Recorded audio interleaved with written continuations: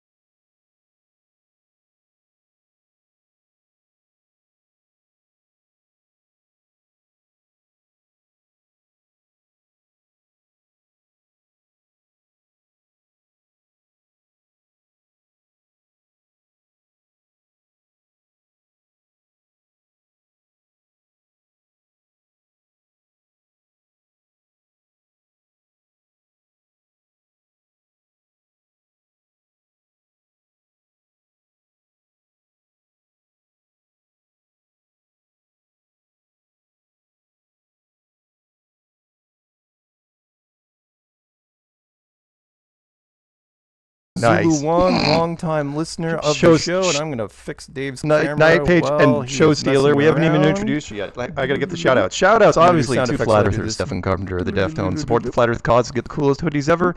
Go to the Strong Dot family, won't you, and pick up some merch. Also, shout-out to ZULUONE, long-time listener of the show, and I'm going to fix ZULUONE, long-time listener of the show, for doing a simulcast stream on his channel. As far as I know, he is not being struck for any hate speech or anything like that, because as you know, ZULUONE hates everyone. Meetups. Oh boy, we got a few. Flat Earth meetup in. But wait, there's supposed to be an echo. There's so many comments of echo there is an in echo? the chat. Like, it's crazy.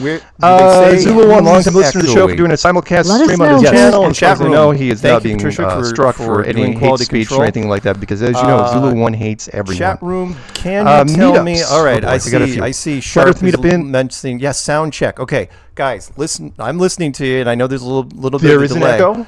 Where is the echo coming from? Do they say who's echoing? Yes, chat room. Thank you, Patricia, for Sharp quality control. Hey, do we have a moderator? Chat room. Okay. Can you tell me? All right. Sharp might be Sharp is yes, sound check. Okay. Guys, okay. I'm listening to you. I know there's a little bit of a delay. All right, that's what I was worried Where about. is the echo coming from? Okay. Zufanelli says echo. We trust him. Okay. Tell you what, we're going to do trial and error. We have a moderator. Mute your mic. Okay. Hello, is it me? No, Sharp might be mute your mic. No, Jerome's saying echo too. Now it's muting. Now you got to mute it so I can okay, so now we're talking without Patricia's mic. Are we still getting an echo, everybody? Okay. Tell you what, we're going to do trial and error real fast. Patricia, mute your mic. All right, hang on. I'm going to turn off my... Okay, mute your mic, Patricia. Just for a second. Hang on, I'm going to turn off mine. You ready? Now you got to mute. Oh, I think I know what it is. Talking without Patricia's mic. Now we're talking without Patricia's mic. Let me turn off this. Okay, I think I got it. Patricia, turn yours back on. I think I got it, guys. Okay, I'm on. Now, was I echoing during the headlines? I'm so sorry, guys. All that intro was probably wasted because I had my camera, I had my above camera, and my snowball also on at the same time. Okay, so give Run Boston Bear. Give it another 5 seconds. Mark is delay echoing and clicking still. Give me a second. I've almost got it. Yeah, now we're good. I think it's good. Yeah, sorry about that, guys. Oh, I hope I didn't ruin the page intro. So sorry. Well, the page intro looked good, but it was probably echoing all over the place. Sorry. The cocoa looked delicious. Sorry.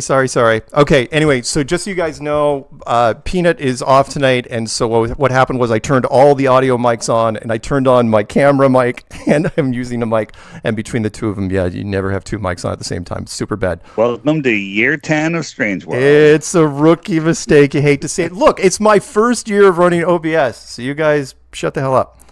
It's a rookie mistake, and we hate to hear it. All right, well, at least I did it before the meetups. Looks fine.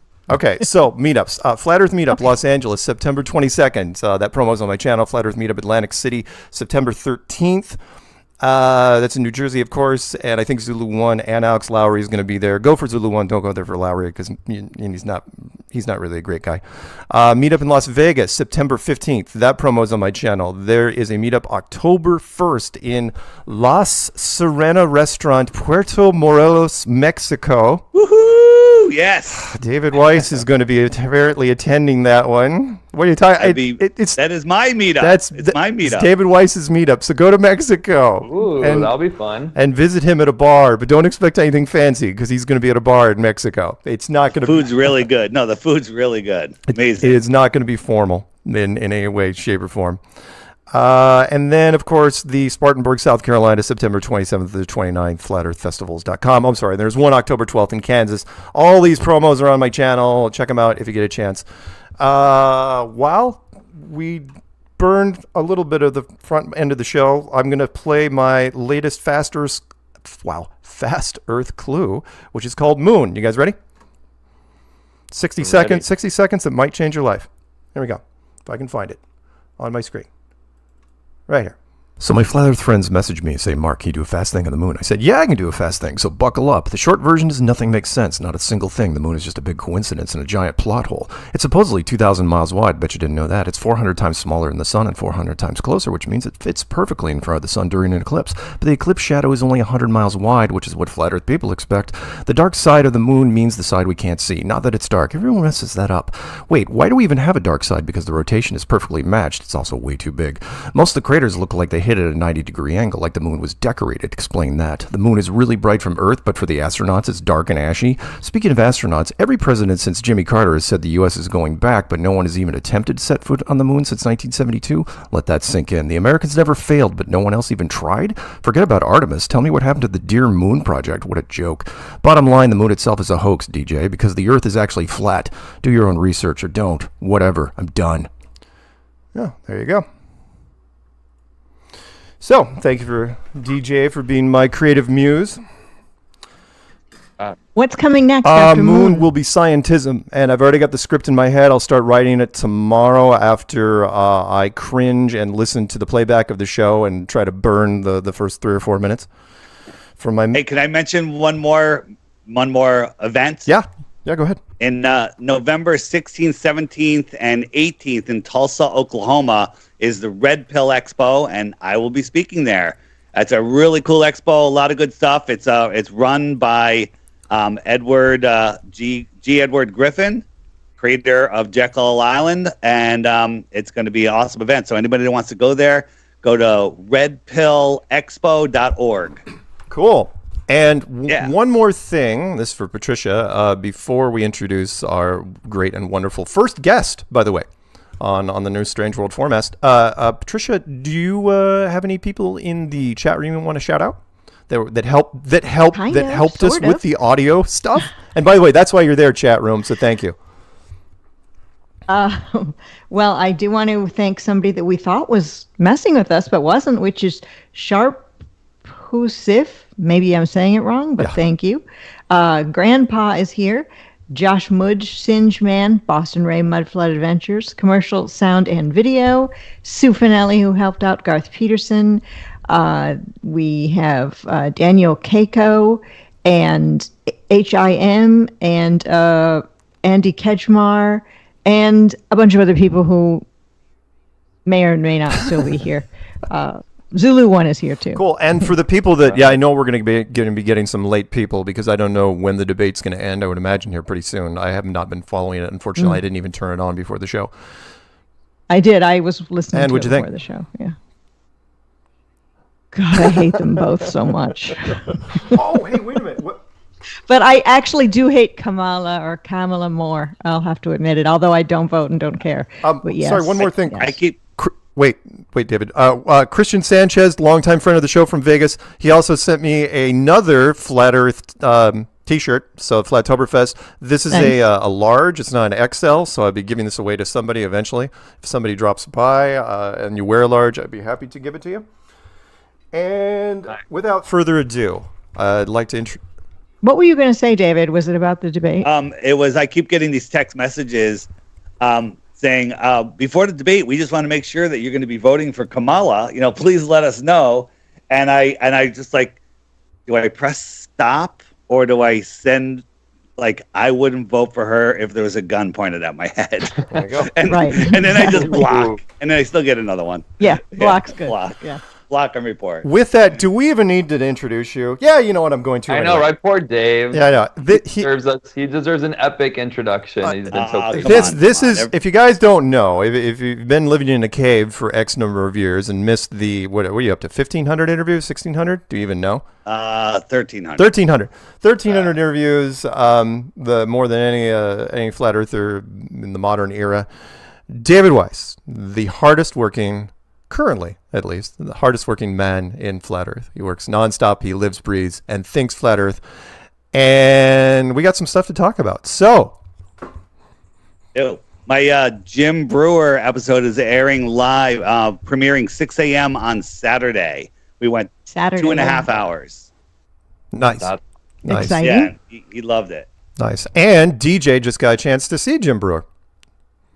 Yes, I did. He was playing at the Improv here in town, and oh my gosh, I got to meet him after. It was amazing. He actually recognized me from Instagram because we've chatted before, and he's very open, and what a great job he did. So we can talk about that whenever. But Dave, we're excited to see that episode. That's so cool.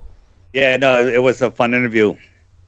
And I'm seeing him in November in Long Island at Huntington at the Paramount. And I'm going to plan a meetup before at the restaurant across the street. So get your tickets to Jim Brewer in Huntington, Long Island in November. I'm not sure of the date. And let's meet up beforehand. All right. That sounds great. Very cool. And your chance, guys, go see Dave. And was the I know it took you a little while to put it on your channel, but the Roseanne interview is out there. Yeah. That you did. Was that one of your more entertaining ones? I mean, that was a great one, because I'm sitting on a couch. I don't have to pull up all my graphics and stuff. So we had just a real, heartfelt conversation, and she got it. I mean, she was stoned, but she got it. She got it. That's right? An amazing interview, and she said she loves you at the end. That just warmed my heart so much. It was that was really a fun one. Now, if you notice, all the interviews after, I gave them one of my south compasses, and it's behind her son, the co-host. Every time it cuts to him, you see the compass in the background. That's so cool. Nice. Pretty cool, right? This guy, right? Well, you can't really see it there it is. But that guy, hard to see. Hard to see. Yeah, they were into it. They were excited. It was like they even said we got new stuff to look into, and and that is exciting because it's like finally true information. It's a blessing when you come across this and you're ready for it. Yep. So what about Candace Owens, though? I mean, I know that you spoke with her, but I have heard that she might be, it's a rumor really at this point, one of the people who's going Duffy on behalf of that Flat Earth. There's 0% chance that she's going. True? 0. That is just Will Duffy trying to give himself credibility, and he has none. I agree with that, but he said he's announcing somebody special that is going soon, and I'm like, who could it be? And he kind of hinted. Probably like Simon Dan or something. Yeah, well. Well, should we get into it right away then? Might as well. Yeah, well, welcome, Dave. We're so excited. You were our most requested first guest, so I hope the viewers are excited. But you do have to go, Dave, though, right? So. What, to Antarctica? I never said I want to go to Antarctica and stare up at the sky. I said go to Antarctica, take 2 airplanes, and fly around the coast and meet on the other side. Right. I said that's a task, but I never said I want to go look at the lights in the sky. I did say 10 years ago that there's no circling sun in Antarctica. I still believe that today, right? But if the sun sets in Antarctica, the Earth is not a globe. That's just a fact, because the globe has its set parameters. If the sun sets, the Earth is not a globe. If the sun doesn't set, flat earthers can go, we don't know what the hell the sky is. That's it. It doesn't disprove flat Earth. It just disproves our understanding of the sky. Sorry, Globers, but that's the way it is. Doesn't seem fair, but that's the way it is, because we don't have a set model like you do. Right, and that's a blessing for the flat Earth side, actually, because it's not a death blow. Blessing and a curse. It's not a death blow at all. It's just our understanding of the sky. No. And the only thing is that title, The Final Experiment. Of course, he craftily picked that one, which is going to brainwash any sort of mainstream person to think that it has made a big decision if something like that happens. But it's just a title. Here's my prediction. There's a whole bunch of scenarios. Are they going to fake it? Are they going to do this? Are they going to lie? Are they going to make a hit piece? I think it's going to be 4 headlines, right? You go out and find a normie and start talking space, right? Someone, anyone, and then say, oh, that car, Elon Musk put his car in space. And they'll be, oh, I love that. Then you go, do you think it's real? And they go, yeah. You go, did you watch any of the footage? And they'll say, no, didn't watch any of it. They just saw the headlines and they believe it. So in December, you got the non-final experiment. Then you have William Shatner, the guy they fake threw into space, Mr. Fatso, and along with Bill Nye and Neil deGrasse. So they're going down there. So they're going to claim whatever they claim. And then SpaceX says they're flying over Antarctica in December. And then Netflix is coming out with another hit piece about flat Earth families that are trying to prove the Earth is flat. And these are families that none of us know who they are. None of us know who they are. Right? So God, won't be a hit piece. Netflix wouldn't do that. So you got 4 headlines. I think that's the worst thing that's going to happen. And guess what? It's not a bad thing. It's just going to bring more eyeballs to flat Earth. Now they're going to try to have some sacrificial lambs. Whoever goes, if Austin and Jaron go, they're going to try to hang them up, but I don't think it's going to work. I think it's going to backfire in their face.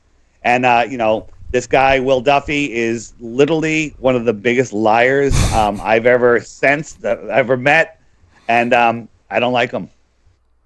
So what is the overall plan with all of this mainstream Antarctica attention? The big question is, what is their plan to just be done, to bury flat Earth for once and for all? They're trying, is that because it? that is the most important thing. Think about this, Patricia. If everybody woke up to flat Earth tomorrow, all the governments in the world will fail. Everything Mark says, churches will close, schools will close. Everything Mark has predicted will come true overnight.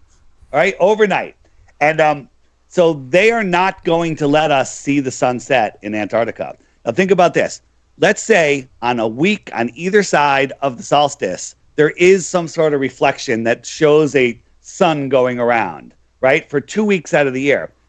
They're hiding it. Every video I've seen from that place in December shows a total overcast sky. Will Duffy is confident it's going to be a blue sky, right? So that's weird. Now, if there was this circling, reflection, light, apparent sun, whatever you want to call it, they're going to hide that, because if people went there and said, oh, yeah, I saw the 24-hour sun, it was awesome, but you can only see it this 2 weeks, then people will go, what about the other 3.5 months? Why don't you see it then? Right, so they don't let anybody see it, and that way they don't. It doesn't bring interest. Like you can go to the north, everyone's like, "Oh yeah, 24-hour sun," in whatever all those far Norwegian places are. There's tons of people that see it, and people go there for it. They don't want people interested in going there. So that is a possibility of what they have planned. One thing we know for sure, they ain't gonna let us see the sunset, right? So. Maybe it goes and it's overcast, and the whole thing is, whatever. And, maybe they try to fake it. I think they actually do have the technology to fake it. What better place than in their own private studio, which is, their own private area where they have some technology that we don't even consider. We don't even realize.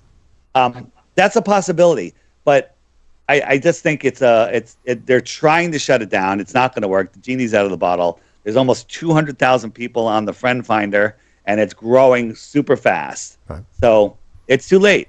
it's too late for them. Yeah.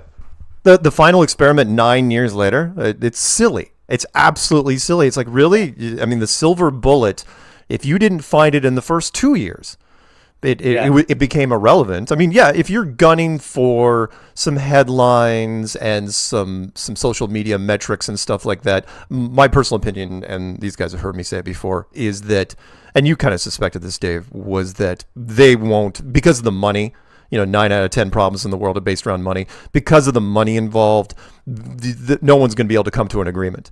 Which is, I mean, you heard some of the stuff. If Jaron and Whitsitt are on the hook for any of that money, they're not doing it. They're not doing it, right? No. And I have a feeling they're so desperate to get them down there that they'll agree to almost anything. I think that they're actually going to work out the details where those guys are going to have to, if they don't want to go, they're going to have to back out for another reason. But I don't know. I'm not involved with that. But let me ask you a question. Will Duffy brought up a while ago, we said there's only 3 fake videos. And he goes, no, there's not. There's 15 videos of the circling sun. Have you seen those videos? There's a lot of videos. They look pretty interesting. They all have fisheye lenses. They all have warping backgrounds and stuff. You feel like you're in, that Vegas movie with Donnie Depp. Donnie Depp. Wow, Donnie Depp. I'm stealing that. Yeah, it's good. Donnie Depp. Fear and Loathing, right? But and they're all filmed by Anthony Powell, right? So nobody has seen the circling sun except Anthony Powell filmed it 15 times, right? Anthony Powell is connected to Will Duffy. Anthony Powell is the one that got Will Duffy into Antarctica. He got him all of the access, everything he needs. They're working together. Anthony Powell, I believe, works for that company in Antarctica. So Will is lying, right? You don't just drop your life and dedicate everything. Go, me and my wife, we came up with this idea. We just want to put this argument to bed. He doesn't even know the flat earth argument. When Austin asked him, hey, what about this curvature thing? And he goes, I don't know. I haven't heard of those curvature proofs, right? You're trying to do the final experiment and you don't even know our side of the argument, right? He's lying, right? You could say, well, I don't care if he's lying. He's paying. He's putting us down there. Okay, that's one way to look at it. The other thing is you're dealing with somebody who has an agenda. You have no idea what they're up to. And they could be working with some pretty powerful people that are trying to stop the exposing of a very important national security secret. Sure. There you go. Did you hear the interview that Will Duffy did recently? It was on the channel Nachiketa, but on the channel, Will Duffy was talking about when he was in high school. And if you kind of figure out how old he is, that would be sometime in the late 90s, that he decided after watching what he called a video with 2 guys on it, and he doesn't remember who they are, who convinced him in this video that the moon landing was fake.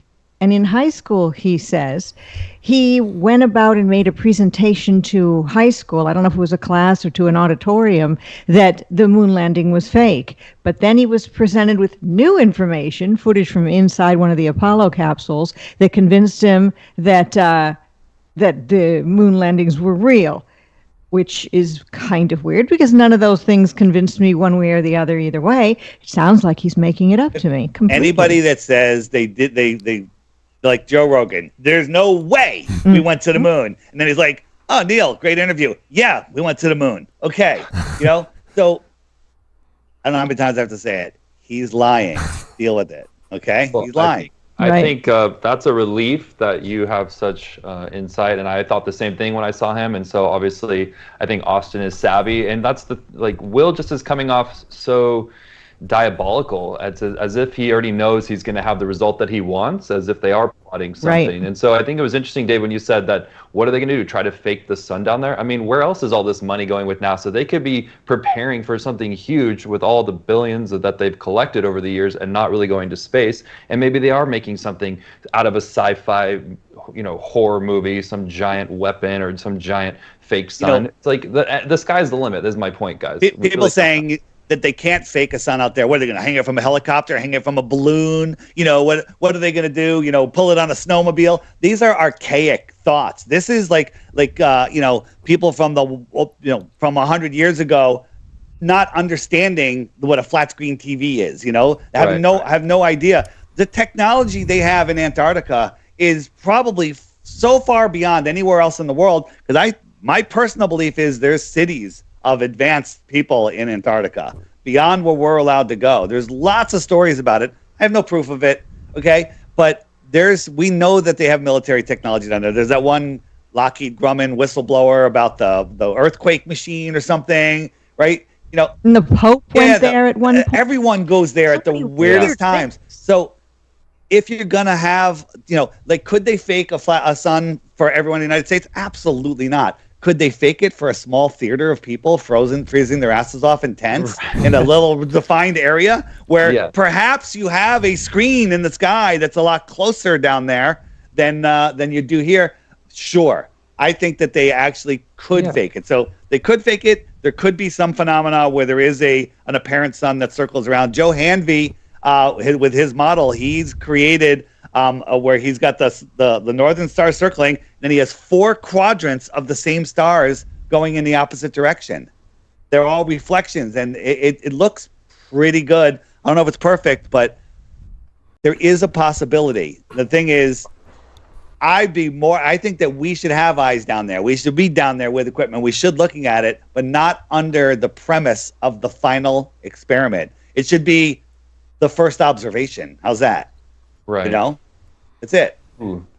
Well, I mean, there's so many options these days. Projections, look what they can do with holograms, or those buildings in Tokyo, or you know, New York City, Times Square, where they makes it look 3D, like the images are coming out towards you and they're really just flat on the buildings there. So they could be building something to prepare for all sorts of flat Earth debunking. Floating city videos. Yeah, I mean, we've been seeing those for years. But that's the problem. That when Globers hear this, they're going to be like, okay, guys, you won't believe anything. You flat earthers are just so crazy. And that's the bummer. It's like, actually, this is real, and these lies are going to continue to go, and they're going to do more and more attempts to, you know, throw people off the trail.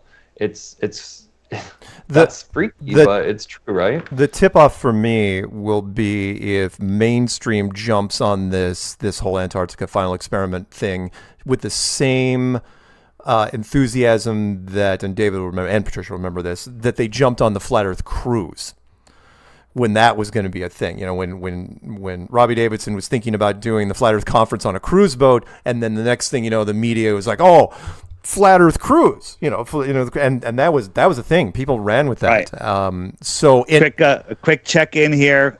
She's still awake. Oh, so we have Paige. Yep, look, a leg moved. We have the Paige cam. Whoa. Making sure Paige cam. She's still awake. There she is.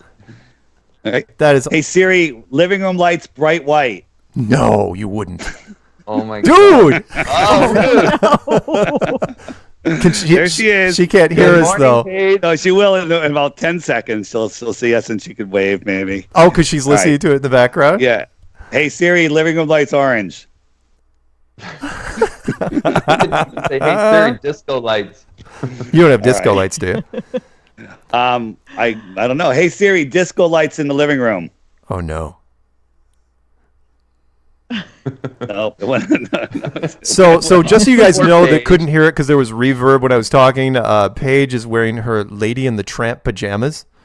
She has what's that little flashing that's happening? I see something flashing. Yeah. Was that the disco? The it's got in the background. That's a candle. Paige is absolutely real, and rumor has it that she has at least 150 different pair of animated cartoon show pajamas. Actually, she has every week when you say the pajamas, she actually goes and grabs those exact pajamas and puts them on. Somehow I doubt that. Because I don't think that she owns a pair of 1962 Herculoids pajamas. I don't think that's cool. In fact, I'm pretty sure they don't even make them. Right. But thank you, Paige, for playing along. This is like a flatter slumber party with Paige. There you go. All right, sorry to interrupt you. Now you probably forgot where you were. Sorry. Antarctica. Well, Matt Powerland resurfaced. Go. We need to touch on that. On his channel, Math Powerland, he does do videos, but he's got such a small subscriber base now compared to what he used to have. And he talked to Will Duffy, speaking of Will Duffy. Recorded himself talking to Will Duffy. Check it out. Exactly. Do you guys know that I am the co-host on Matt's podcast? you've never heard me, but I am the co-host. What? But I never get to speak. Oh, that's good. Oh. That's good. I like that. God. That's nice. Well, should we do a little background for Episode- the audience on Matt Boylan? Mark, if you have like a 60 second- Wow. Okay, yeah. sorry. Matt goes way back. I mean, again, he was the protagonist in Behind the Curve, the documentary. He was there. He was doing flat Earth stuff before pretty much everybody, and that includes Eric. Guy Waking Up was his channel at the time. And he did his only interview that, in fact, it wasn't even an interview with anybody. It was his girlfriend waking him up sober on a freaking Sunday morning and sitting him down on the couch. And again, it was the only coherent interview I've ever seen him do. And in fact, they used it in part of the documentary. It was brilliant, where he sits down and he describes a NASA holiday event in the Hamptons where he attended in his 20s. And he watched this whole thing go down where they drew out the UN flag on the floor in chalk, and he didn't understand it until years later. And then he started doing a comedy routine on it where no one listened to him because why the hell would he? Didn't matter, because he's bilingual and he like could do his comedy routine in French too, and it still didn't resonate. And so when Eric and I started doing our stuff, Matt jumps back in and says that, oh, no, I'm the originator. I'm the guy. And it's like, yeah, I mean, I will say this. I did watch his stuff before anybody else. And, but my God, the man. Sorry. Short story though about Matt. He is a Canadian from Montreal, trained in painting. And he always wanted to be, he wanted to be a singer, he wanted to be a comedian, he wanted to be an actor, he went to Hollywood, had some bit parts. He's got a film reel. Yeah. Guitar player. Yeah, he wanted to be a rock star, at one point, and he kind of is all those things in a way. And honestly, I thought he was going to end up in Central America. That was one of his goals, by the way, was to end up in Central America with his own private cult based full of mostly attractive women and tropical fruit. And that's what he wanted to do. And he was just kind of, he never, the good and bad for us is he never did a coherent interview in his life. Patricia can attest to that. She's one of the few people that interviewed him. Yeah, it's episode 41 on my original channel. That's been deleted, but then it's up on my new channel, Patricia Steere, and the link will be in the description box. But you can scroll through, find episode 41, and you'll hear him speaking. I believe that was in 2015, December 9th of 2015, episode 41. And it's a pretty long interview, and he pretty much talks most of the whole time. I did manage to get out a few questions, and one of my questions, I'll paraphrase, was at the time he was talking about getting ships and going to Antarctica. And I said, well, that would be very expensive. Are you now in preparation doing a GoFundMe or some sort of campaign where the flat earthers can help fund this process? And he said, no, he's going to do it himself. And it turned out that he did not do it himself. And during the screening in Canada of Behind the Curve, insert eye roll here, people were asking Q&A questions, and I blurted out the answer to one of the questions, which was, hey, what about that guy who said he was going to Antarctica, which is math, in the movie? And the person said, is he going to Antarctica? And I said, no, Matt is never going to go to Antarctica. And that inflamed him beyond all reason. And he made maybe 6, 7, 10 hit pieces on me. But in the end, he's still not in Antarctica. However, he did speak with Will Duffy, and you can go to his channel and see what he has to say to Will Duffy. And that's Math, M-A-T-H, Powerland. And that interview is on Math's channel right now. Just recorded 2 days ago. As of today's date. But I think it's worth the listen. Yeah, if you want an encapsulation of what Matt is, there you have it. He doesn't... And he calls us shills, of course. Yeah. And if it wasn't for him, I will give him credit. If it wasn't for him, I wouldn't have done interviews. Because that part was absolutely true, which was I was the guy that, because my phone number, all my contact info was out there, and producers got a hold of me again. There's how a way to get your ego knocked down, and said, "Hey, Mark, do you know how to get a hold of Matt? We really like to talk to him. He's got that certain edge." It's like, oh God. And so I would call Matt. I go, "Matt, you want to do an interview?" And he goes, "No, I'm not talking to the media right now." He was like freaking Prince in that regard. It's like he was all on his terms. And by the time he wanted to talk to the media, it was too late. The window had shut, and they were talking to all these other people. And he had one or two chances to talk to him after that, and he just, again, what Patricia mentioned, when he was talking to Duffy, that's pretty much how he talks to everybody, right? It doesn't matter if you're a pastor or a good-looking woman or mainstream. It's just him rambling for an hour, at least, minimum. Just nonstop. He doesn't give you any chance to come in. Well, I just came across his kind of infamous interview, and it's kind of feels like when you get into flat earth, it's a scavenger hunt, right? Because you're going to find content from all over the place. And I just recently came across maybe it was one of his original interviews where he's sitting on a couch. It's just like it looks like an old camera. It's been obviously a decade, and he's just talking, and he tells that story that you shared, Mark, where he goes to this place, and these NASA people are telling him that they draw the flag, and they're telling him like, "Hey, it's flat," and he's like, "What?" Right. And it kind of gives me that spooky, like, ultimate villain plot twist where the hero walks in and finds out that everything has been a lie his whole life, and that he's hearing it from these people, and he's waiting for the other shoe to drop, and it never drops. He says they never go, "Hey, just kidding, it's a globe." They kind of leave it with like, "Oh, it's flat," and that must have fueled his fascination of getting into it and being paranoid. Really, I would imagine that would feel like paranoia. So.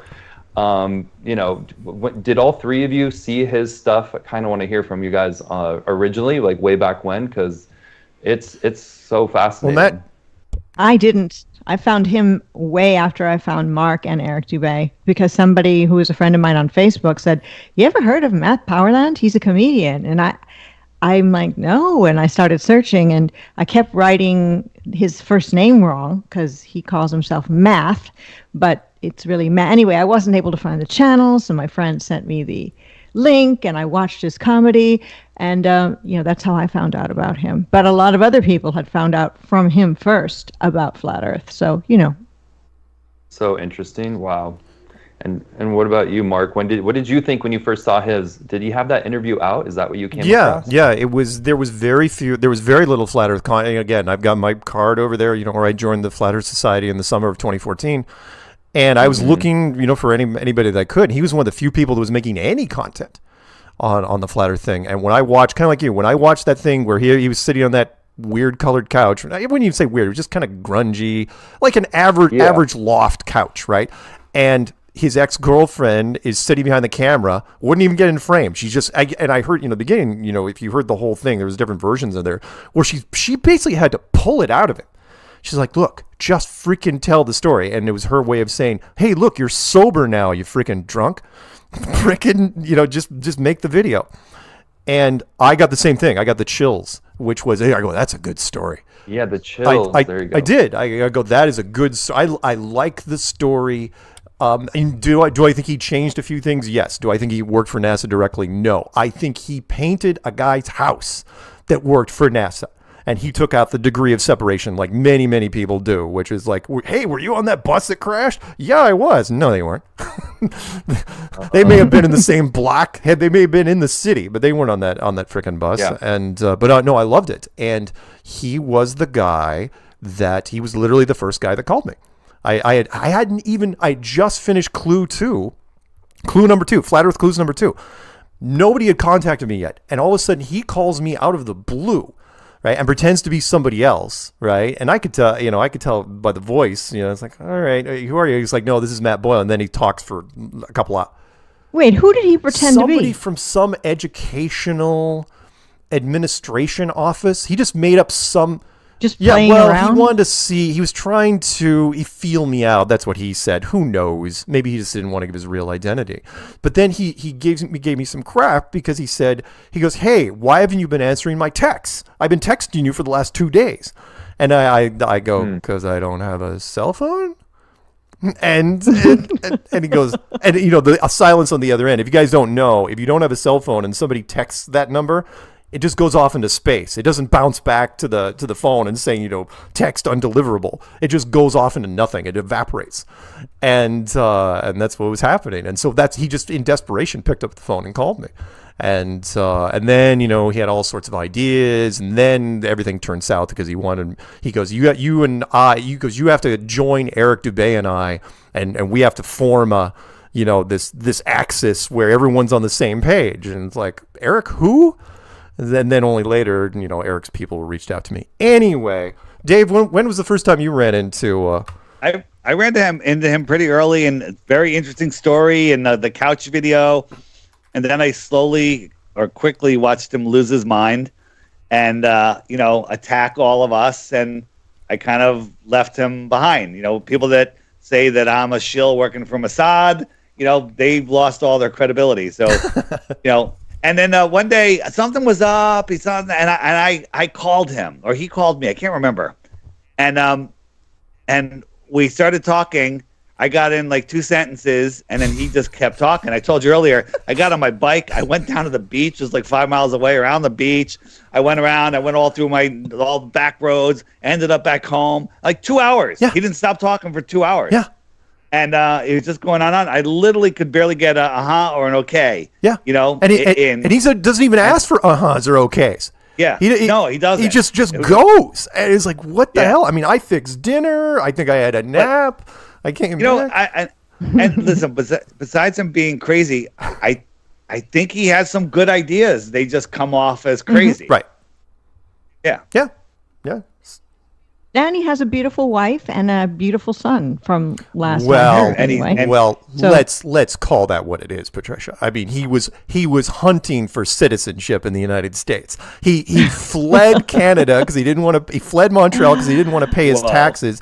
Apparently, I never saw it. Apparently, the worst car in the history of cars. Drives down the East Coast all the way to Florida, down through Texas, then finally comes up through Vegas, looking to hook up with, because Matt, even now he's not a bad looking guy, but in his 20s he was a freaking rock star. He had that actor thing, he had ultimate confidence, completely top tier confidence, and he was hoping that, and again, he met, what was her name, Katie? What was her name? Yeah, Katie, out in Vegas, and boy, was that a match made in some level of hell. Wow. Well, he has an interesting vibe for sure, and I've seen him. Was he featured in the First Level movie? Like when he's got his glasses on and he's pointing at the globe and he says something about like, if it was flat, would they tell you? I think that's him, right? Yeah, that's him. Oh, so creepy. It's like I could see why the Globers would be like, "You're falling for the side," because this is just out of a Hollywood movie script where this guy says that he hears from NASA insiders that the Earth is flat, and then people see it and they start getting curious, and then this starts to grow. But we know that this is growing all over the Earth, independent of this video. So right, it was kind of like, it's just kind of a good, when the Flat Earth movie comes out someday, guys, or if anyone's writing this down, the chain of events, that's a really good opener. I will say this, and we can move on to something else. I will say this about Matt. When they did, nothing made me happier when in Behind the Curve they did that fade to black and they put up that text of the producers' negotiations with Matt Boylan, meaning, that Matt wanted, what was it? He wanted money up front. He wanted at least something like 40% screen time. And then he wanted me condemned as some sort of agent / producer in this movie. It's like the Matrix when he's making the demands. He's like, and I don't remember a thing, and I want. Right, and the producers, every one of them, they want to talk to him. I will admit, he is good television. He is like a slow motion motorcycle crash, and people love to reach out for him. It's like, great, hey, thanks, Matt. You gave me a whole bunch of interviews for that. How do you think he stumbled on Flat Earth then? Matt? Yeah, how did the NASA party. So that's a real story, you think? And no, it's a real story. Even though he didn't really work for NASA, you think he was a painting? I think he was working for a guy. Again, when you run it again, when he was in his 20s, look back at some of his clips when he was doing his acting stuff in his 20s, right? When he was doing, and if you've ever seen him, by the way, do like a public painting, like where he's got an audience, he's painting in front of a crowd, like painting a floor. Or painting a woman. Oh God, thank you, Patricia. Yes, he'd hire models and do body painting, which to various music things, and it's entrancing. And you're watching, it's like, wow, this guy again. And his floor painting is really good. Yes. And his wall painting of people is he's really talented. But I think he was invited because, engineers and your high-level tech guys, they're pretty boring dweebs, right? So I think he was painting a floor or a wall or a room for a guy who was working at NASA. And Matt takes his time and it's like, hey, I'm doing a party. Matt, you should come. Of course he's going to come. And of course you would invite him. He'd be one of the more interesting guys in the room. And so he gets invited, and he's just drinking wine, just having a good time. And these guys are talking smack about all sorts of things, including the shape of the Earth. And again, what he kind of leaves out there, he kind of glosses over, was he didn't get it.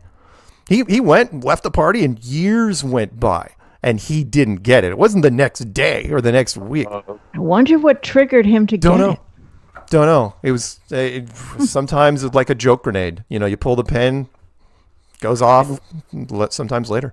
Well, and that's the thing in the beginning, guys, and I'd love to hear Dave's take on this too. How did you start learning about Flat Earth? Like, how did you do research if there wasn't a lot of content out there? And why would you join with us Flat Earth Society if you knew it wasn't a disc floating upward in space? Was it just because that's where you could just find anyone back then? Like, tell me how that all played out. And I'd love to hear all three of you, actually.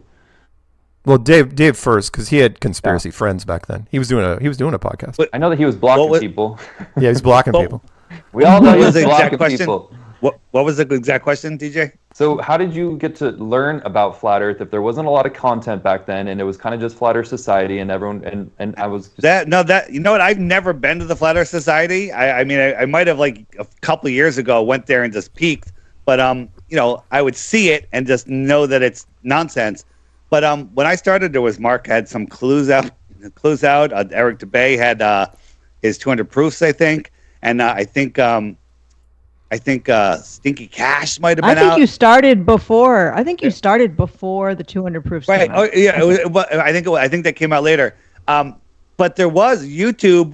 The little content there was, YouTube was recommending it. YouTube was finding the stuff for you. Now you can't find any, even though there's tons. You're just getting propaganda. It was really the glory days back then. You didn't even have to do much to get the info, and that's why people said it's a psyop, because we were being fed the information. But it was because they didn't have the algorithms that they've got now. Before Google Hangouts, we had Skype groups. It was a bunch of us: Mark, Patricia, me, John LeBon. You remember John LeBon? Yeah. Nathan Oakley. We'd hang out on Skype all night long talking Flat Earth. And here's a key moment. You'll like this. We've been doing these night after night after night. There's 10, 12 of us, 15 of us in there, whatever. And then they started talking about the moon landing, and I go, "You don't think we went to the moon?" And the entire room shut up. They go, "You believe we went to the moon?" I'm like, yeah. And they're like, "Have you ever looked?" And I'm like, "No." And it took me 5 minutes, and so I became a flat earther before I became a moon landing denier, which is kind of backwards. Yeah. That is unusual. Because it is a stepping stone, I think, in the conspiracy, monopoly. You get to moon landing was fake, and then, did we not go to the moon because we can't go? Is that why? Is the Earth really flat? And the scavenger hunt kind of grows from there for most people. But, I came across all three of your guys' content, which was already pretty well established, which was shocking to me, that there had been so much already kind of documented, so much evidence that has just been completely hidden. It's hidden so well, you have to know where to look. But for you guys back then, Patricia as well, and Mark, I mean, where did you guys learn about Flat Earth to kind of verify that this wasn't just fake being faked itself? I mean, I know there was old books, but did you do any experiments, or what kind of helped you along? Patricia? Oh, you're muted. Oh, no. The cat hit the mute button. So pretty. Yeah. No, it wasn't the cat. It was me. Because the cat was jumping up, I thought that he might make noise. And, of course, I muted myself. Gosh. I just found the clues, and that little by little cued me in. And then I did my own research between the clues, because they were coming out as individual videos at that time, not put together as eventually they might be by some other channels as one unit. And found Eric Dubay, found everybody, really, and just started looking things up, like satellites. What is up about satellite? And just would find a person who was making videos about satellites and then go watch that. And kind of pieced all the puzzle pieces together. And that was it really for me. But Mark, I mean, yeah. Yeah. When I did it, I was in the right place at the right time. I was in the perfect storm of boredom, and I wasn't doing a lot of drugs. I was drinking quite a bit, and I was living by myself in Colorado, and I was between tech jobs, so I had tons of time on my hands, and so I was even younger than I was older than DJ is now, and I said, well, again, it was on my bucket list, which is like, okay, I looked at every other conspiracy I possibly could look at. I've got an opinion on all of them except for this flat Earth piece of trash. It's like, oh, this part was absolutely true. It's like, I don't want to do it. I don't want to do it. The Ferris Bueller, he's going to call me. And I was like, all right, fine. I will spend a weekend and I will shut this thing down and I will take it off my list and I'll be done. I'll have done the entire complete conspiracy compendium. And that's when it was the worst decision of my life.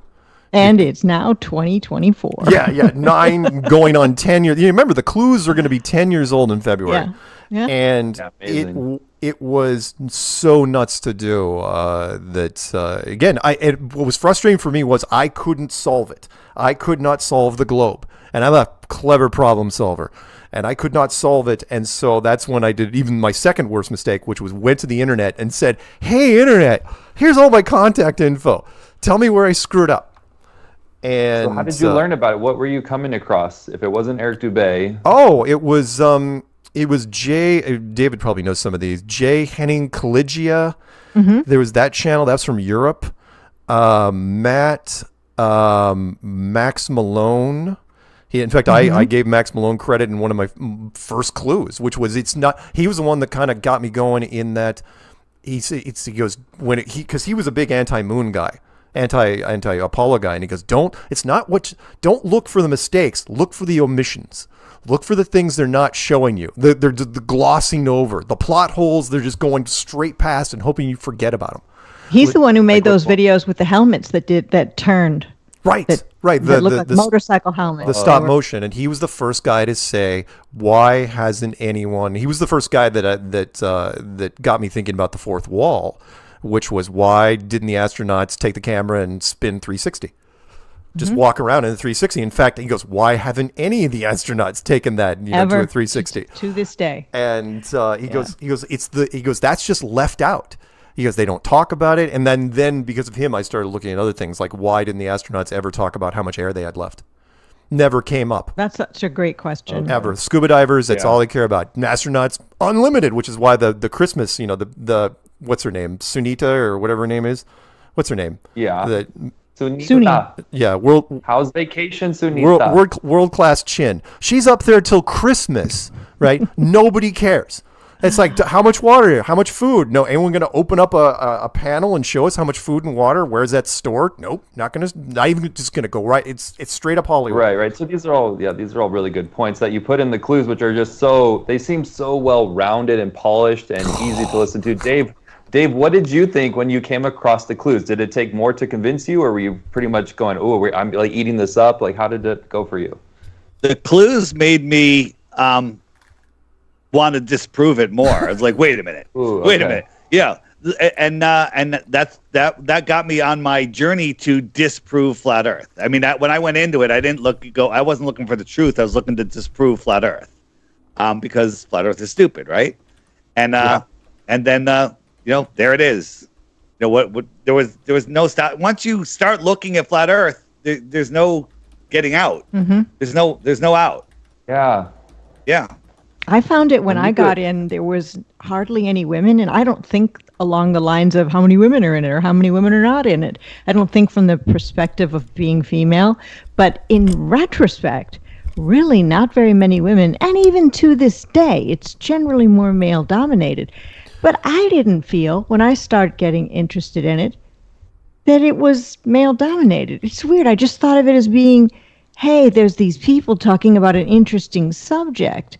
I never considered that there's not very many women in it. It really never crossed my mind until people would say, things like there's not very many women in it. And I just don't know if women in general question their reality as much as maybe men do. Depends where you are. I mean, Vegas, and DJ and David could attest to this, and we got to talk about your thing because we're coming up to break here in a second. I want you to frame your commercial, David. But the Vegas, there were a lot of women in Vegas. And if you want to now I think it's quite different. Yeah, than back in 2015. Early 2015. Well, and that's the thing. Patricia was the predominant female that I came across in the beginning. That I came in, and I was like, oh, she's fabulous. And you and Mark are in the original Flat Earth hit piece, like the very first hit piece that I can think of. That I came across Flat Earth, that hit piece, before any of the real information, pretty much. I mean, I'd seen one video that my brother was just so hell-bent on me watching, and it was Hibbler's Truth Does Not Fear Investigation. And I just remember thinking, like, they don't have any... Yeah, good one, right? And the only thing that stuck with me all those years was Ships Over the Horizon. It never left my thought, the back of my mind. And I was like, that is so weird, actually. So, from there, it took 7 years to get back into it, but...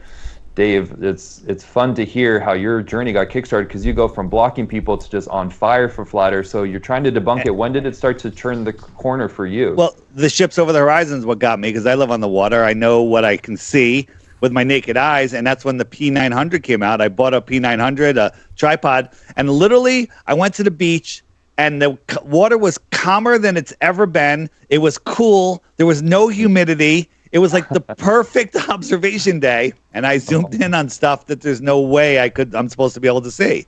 Wow. First try. Normally you got to try 10 times to get the right day where you can see, where there's not waves or that marine layer. It was all there, and I was just like, then I immediately went to calculate the Earth curve calculator's wrong, and the Earth is bigger.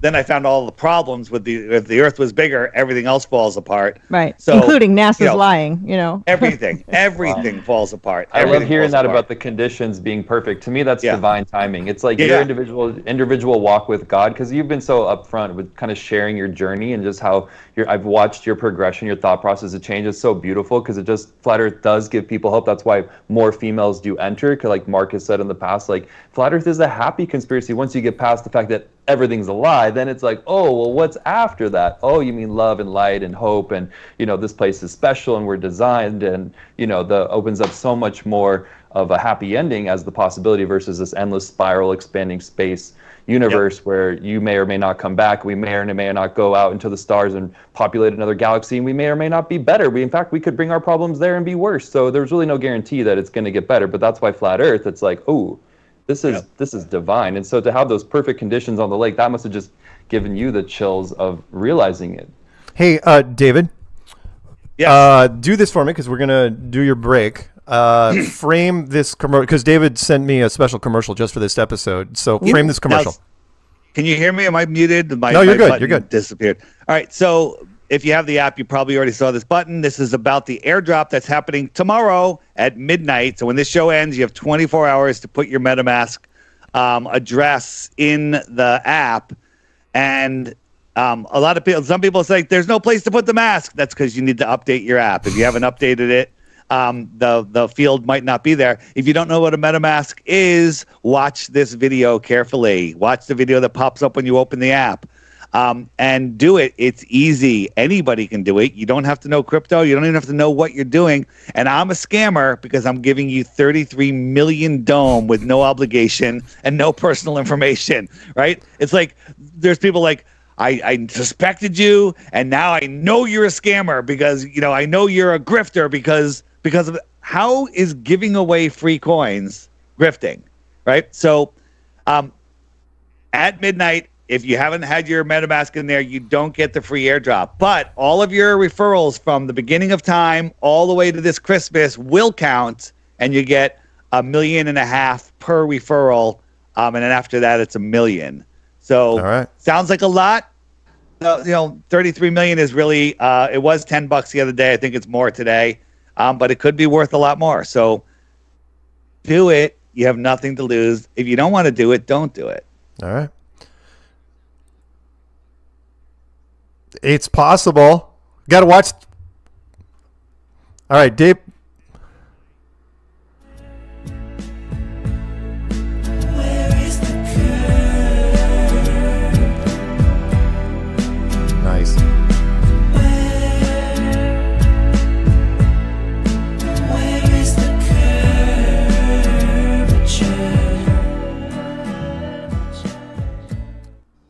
claim your free Dome Shot tokens. Deadline September 11th, 2024.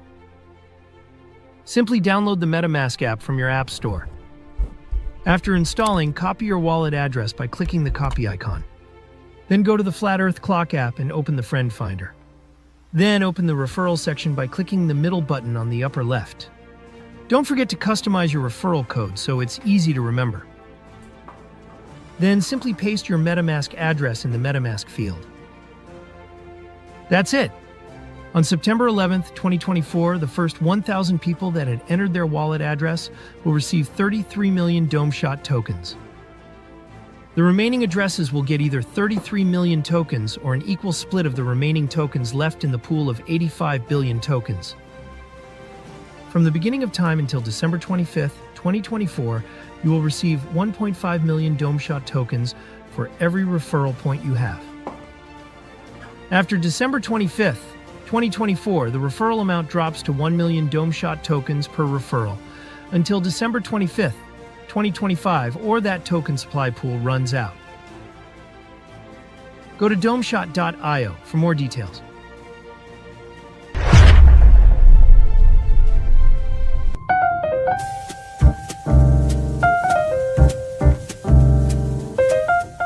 Join me, Karen B., every Moon Day at 9:30 a.m. for Coffee Talk on YouTube, Rumble, and Rockfin.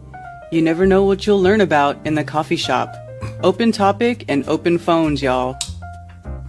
You can also go to flatearthfestivals.com for updates on the latest news for Flattoberfest 2024 and also for meetups, local meetups. If you want to have your meetup listed on flatearthfestivals.com for free, please email flatearthfestivals@protonmail.com.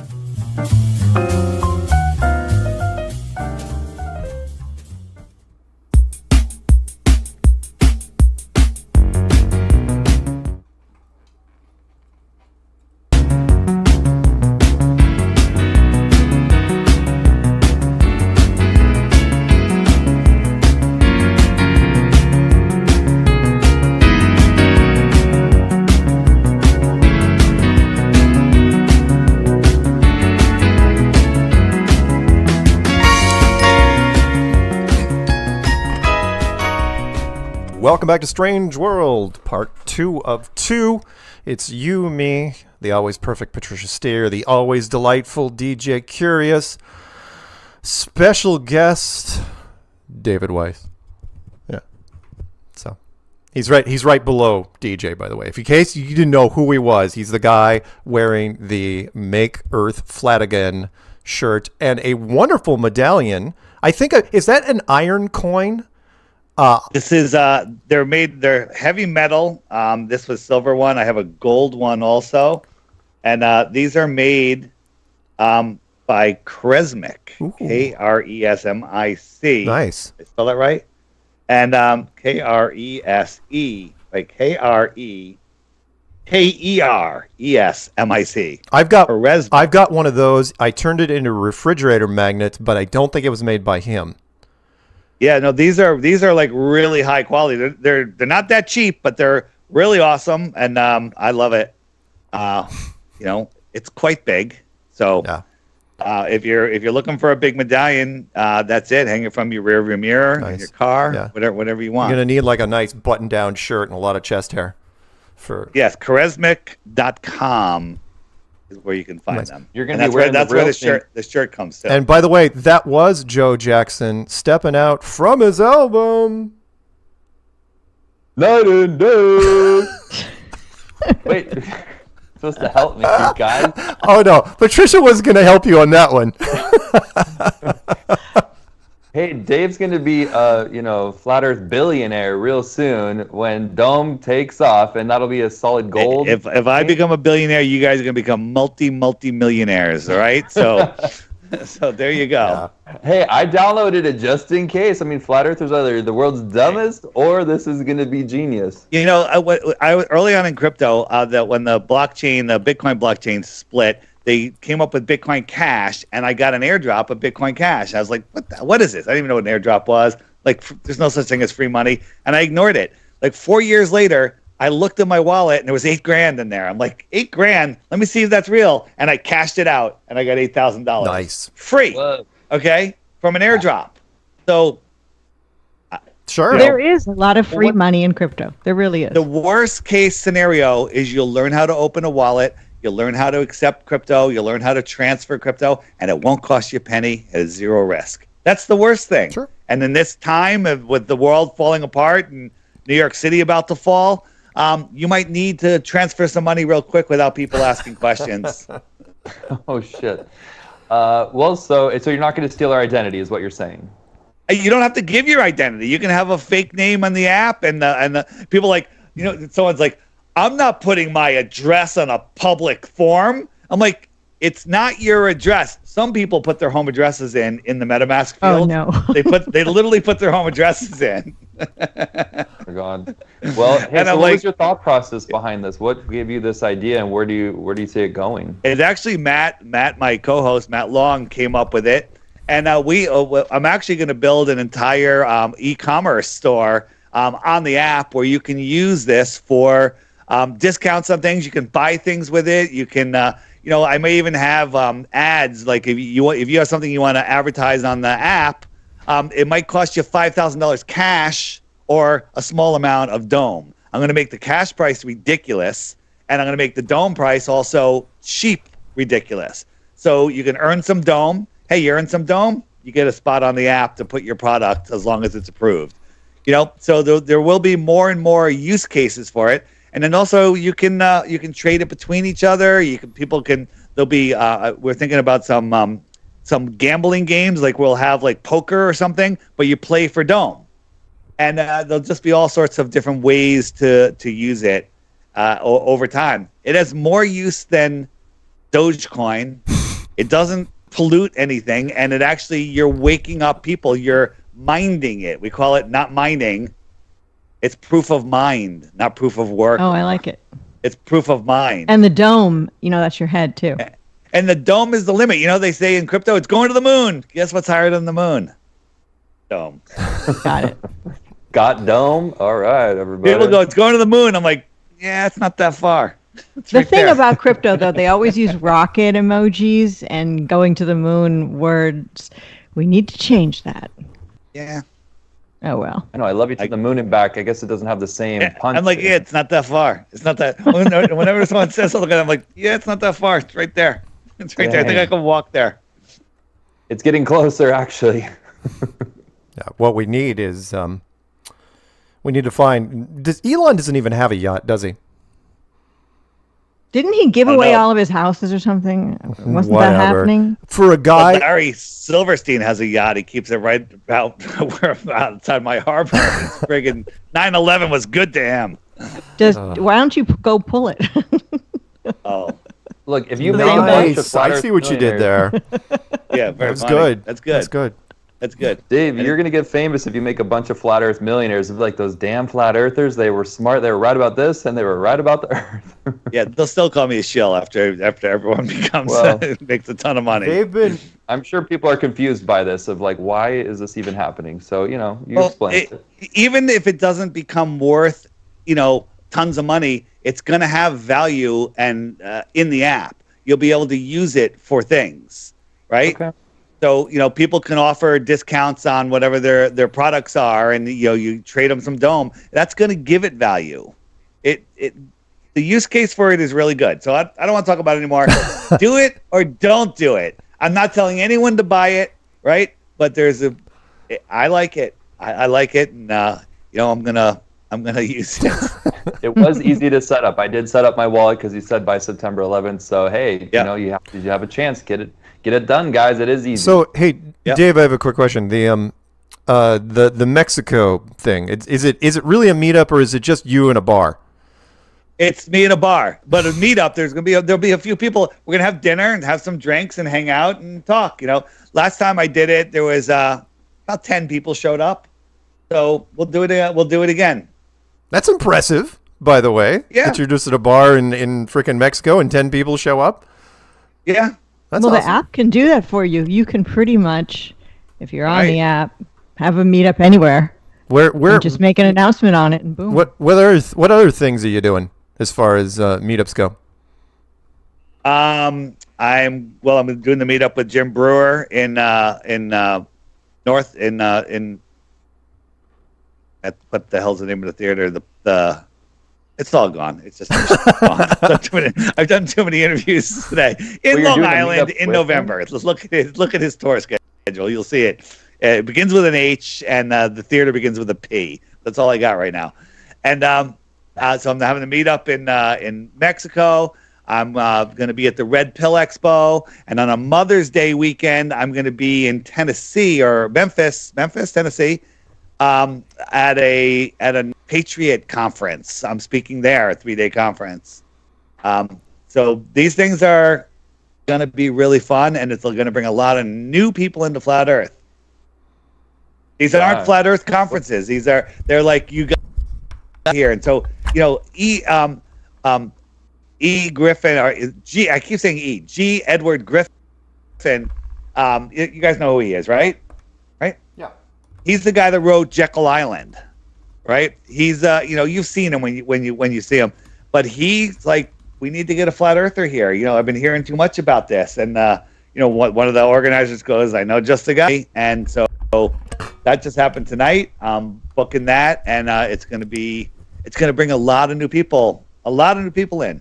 Like the people there that don't know what flat Earth is, I'm gonna blow their minds with my presentation. I'm gonna blow their minds.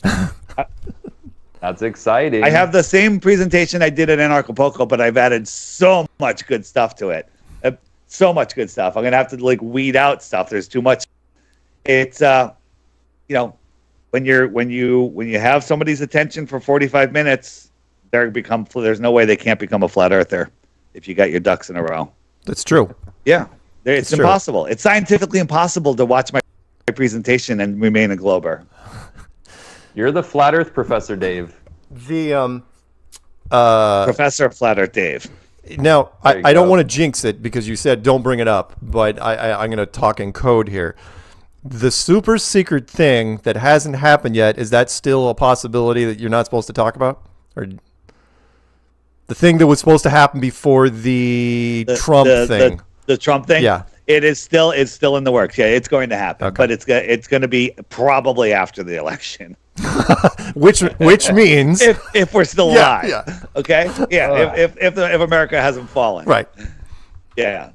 All right. Yeah, but let's not you bring that up, and the trolls are gonna go berserk. They're gonna go berserk. All right, I mean, you heard McLooney say to Whitsitt the other day. I don't know if you heard it. He said, Whitsitt called him out for calling InfoWars when Harrison was gonna have Whitsitt on. McToon called InfoWars and was like, "Don't have him on. You need to be prepared," and tried to blow up the thing. And Austin's like, what are you doing that for? He goes, it's a fun hobby to follow you where you're going and see if I can blow up your appearances. It's a fun hobby for a fucking demon. The Globers have notoriously tried to undo flat earthers. Brian Mullen, for example, quite a long time ago, it happened there. Yeah. Hey, David, what's the latest with Israel in a presentation? What's going on with that? Thank you. Thank you for reminding me, Patricia. Saves the day. But hey, there is a conference in Israel. I just wrote a little sentence here. The Awakening. Wait, hold on.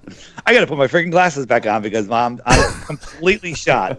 He's having too much fun. The Awakening snowball has begun. The fall of Babylon has started. The Earth truly was a globe. If the Earth truly was a globe, then they wouldn't try to censor or suppress flat Earth info.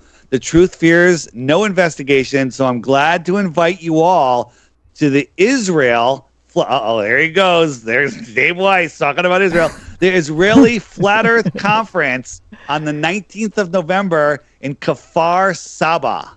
Kfar Saba. Am I pronouncing that right? Never heard of it. But that's where it is. And I will be speaking there via Zoom, and so will Mark Sargent. Wow. Wait, what? wait, I'm on this? Yeah, you're on this. You're speaking also on the 19th of November. I am? Yes, in the Israel conference. And I'll be there. Mossad will probably be there. It's going to be a blast. And they're like, screw the before. We're having a conference. They had You it. shouldn't They say canceled it'll be a blast, though. Probably the You wrong signed choice me of up. words. You signed me up for. Wait a minute. Where is that? Mark, Kapla you're Jaffa. remote. What is that? You're remote. Just use your VPN so they can't locate you while you're Right. presenting. I don't even know if I'm allowed to go to Israel. You're not going. You're doing it. Oh, via it's just Zoom. video. Oh, Yes. I appreciate. I appreciate. Did you really sign me up for this?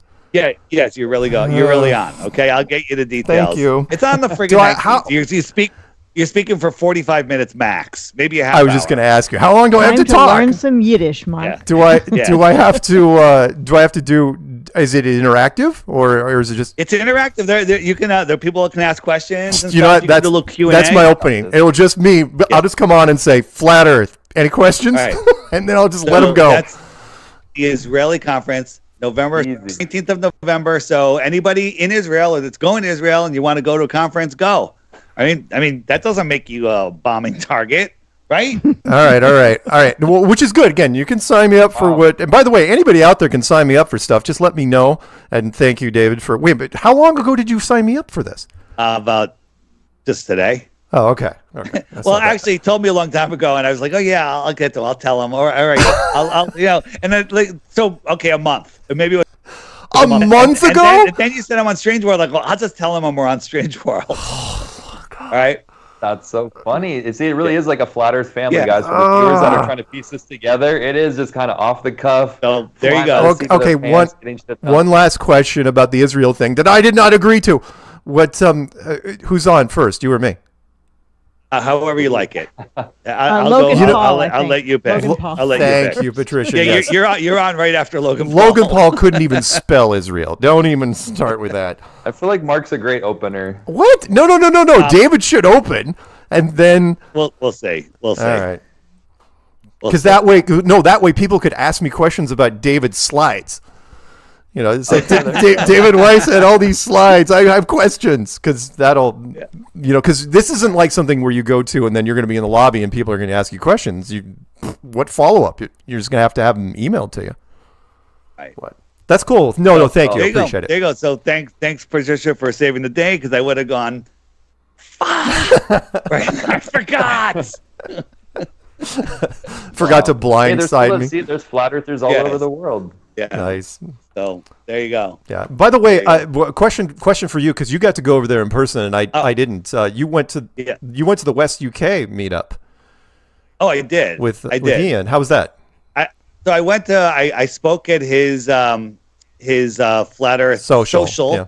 and that was fun. And then we had we went to there was a festival, a 3-day or 4-day festival, kind of on this ranch on this farm, and that was actually kind of fun. Oh, neat. It was fun. You know, there was only one troll there, but there was a lot of cool stuff there, and interesting food. Whose troll was it? Just some stupid guy in a T-shirt that said "Earth is not flat, prove me wrong," or "Earth Usually, is a globe, prove me though, wrong." he probably was what a Simon Dan guy, one of those. Yeah, because he was using I would explain. He's like, "Oh, how about the sun? Goes how does the sun set?" And I'd be talking about the rising. He goes, "Word salad, that's nice word There salad." you go. I'm just like, what? I'm like, yeah, definitely one of those guys yeah. for sure. Yeah, word salad. Yeah, he was a horrible father too. He had 2 little kids there that he was exposing them to all sorts of He garbage. brought his really bad. Oh man. He had 2 little kids. Yeah, it was which really reminds bad. me, I want to bring this up really quick. Which is the latest Flat Earth Social had Nathan Oakley there, doing his impression of Lex Luthor. I don't know why he cut off all his hair like that, but whatever, it's fine. It makes him look more. He had good hair. Yeah, I was like, wow, I think but now it cements the whole angry. I'm gonna abuse troll. Did you see John Thor or one of those guys did a montage of Nathan Oakley rant, and they set it to Austin Powers with Dr. Evil. So Dr. Evil's doing his rant at the table and everything, and it's Nathan's voice. Oh, no. It's pretty good. It's either a Robot Polisher or Thor did it recently. You got to check it out. Awesome. It's pretty good. I felt Yeah. bad, because Ian's feelings were a little hurt that because a couple trolls showed up at the event, And Nathan thought, that I think he thought that Ian hadn't vetted the room very well, and the troll should. So what? Listen, 2 trolls show up. The Earth is flat. Nathan knows his stuff. He should be like, hey guys, let's sit down at a table. Let's put a camera on this and let's have a conversation. Yeah. But I guess Nathan doesn't like it when he doesn't have the mute button. I'm not sure. I wasn't there. Nathan's so used to total editorial control that, it did not. And again, I would have been surprised, given, you've seen some of Nathan's stuff, and he's been abusing people for so long, that I would have been surprised if they didn't show up. It's like, I'm surprised that that's like only 2? Dude, you should have had half a dozen that came in from all parts of the UK. But whatever. Well, it's cool to see more and more meetups that's growing. So, Dave, are you noticing that more people are adding your app, daily, or is it? I mean, when I got your app 2 years ago, there was about 9,000 blue dots, and now I see we're reaching 200K. That's crazy, right? It could be 200K on the 20th. I'm calculating, unless it picks up, because I got a bunch of big interviews coming out, so that's gonna pick up sales. So it might be before the 20th. I'm planning on doing like a live Twitter space hangout or something for 200,000. Today or yesterday? Yesterday, I did 3 high school classes. Nice. And it was good, and I nailed it a little better this time, because these kids are so brainwashed. But they were getting it. It was really good. And then I got same teacher, and they just kept rotating them. Same teacher, yeah. So 45 minutes, 45 minutes, 45 minutes. So class 1, 2, and 3, and they're all, but they're new kids every time. The teacher, he's flattening. He doesn't want to say it because he can't. So and I was dissing teachers, but complimenting him at the same time. Nice. I'm like, teachers are indoctrinating you. They're not teaching you how to think. They're teaching you what to think. They're making you memorize. I go, except this teacher here, he's exposing you, giving you the opportunity to use your God-given common sense, right? And these kids were listening. It was good, and I got a lot of contacts afterwards, people reaching out to me. So, oh my God, I would have been that kid eating this up. I would have been so excited to talk to my friends, because I was all into conspiracies at that age. So some people are just desperate for that, going, I knew something was up. That's what Flat Earth is. It's like when there's something just isn't right with the whole narrative, and it's like, boom, Flat Earth kind of fills in all those gaps. So you're really helping those kids. How fun. That one's coming out. I just finished them. I'll probably air them tomorrow. Now, should I air them one a day, or should I premiere them 1 hour, 2 hour, 3 hour, 3 hours in a row, or should I just dump them all at the same time? Patricia, what do you think? One a day. Stretch it out. One a day? Yeah. I don't think you like that answer. Public, done. All right, I'll schedule them for. Well, remember how when the clues came out and it was you're exciting, waiting? Well, you literally would be waiting for the next one to come out. Yeah, if you don't no, because I know exactly what you're talking about, because I've done those. And if with me, I let the whole thing go in one big thing, but I was just being lazy. In hindsight, I would have done one every day, because otherwise, what happens is they tend to get repetitive by the third one. Although I mixed it up. I went a different route every class. Nice. I brought up different stuff. Nice. Yeah. Nice. Because I realized I told them, basically I said, if all 3 classes were together, we'd barely be able to scratch the surface. I said, so I'm just gonna. I said, and I told every class, don't believe anything I said. I'm just gonna point to some doors, and you need to decide whether you want to verify it. And I told them, I go. They all were interested. I go, you want to know how to get rich? And I used Jaron's line, invent something that makes people lazier. Oh, right? I use that line. Yeah. It's a great line. Yeah. Yeah, because it's the friggin' truth. Now, did the kids ask the questions, or did the teacher read the... No, the kids asked the questions. The first one I went for like 30 minutes before I got to questions. The other ones I went 10, 15 minutes max, and then I let them ask questions. Yeah, how'd that go? What were they asking you? All new questions, like, what about boats over the horizon? What about seasons? What about tides? How does the sun set? Okay, all new stuff. All new. Okay, got it. Is there ever someone with an original question? No, there's nothing. Think so. There's nothing anymore. I used to get nervous. I'm like, oh my God, questions. They're like, I'm like, really?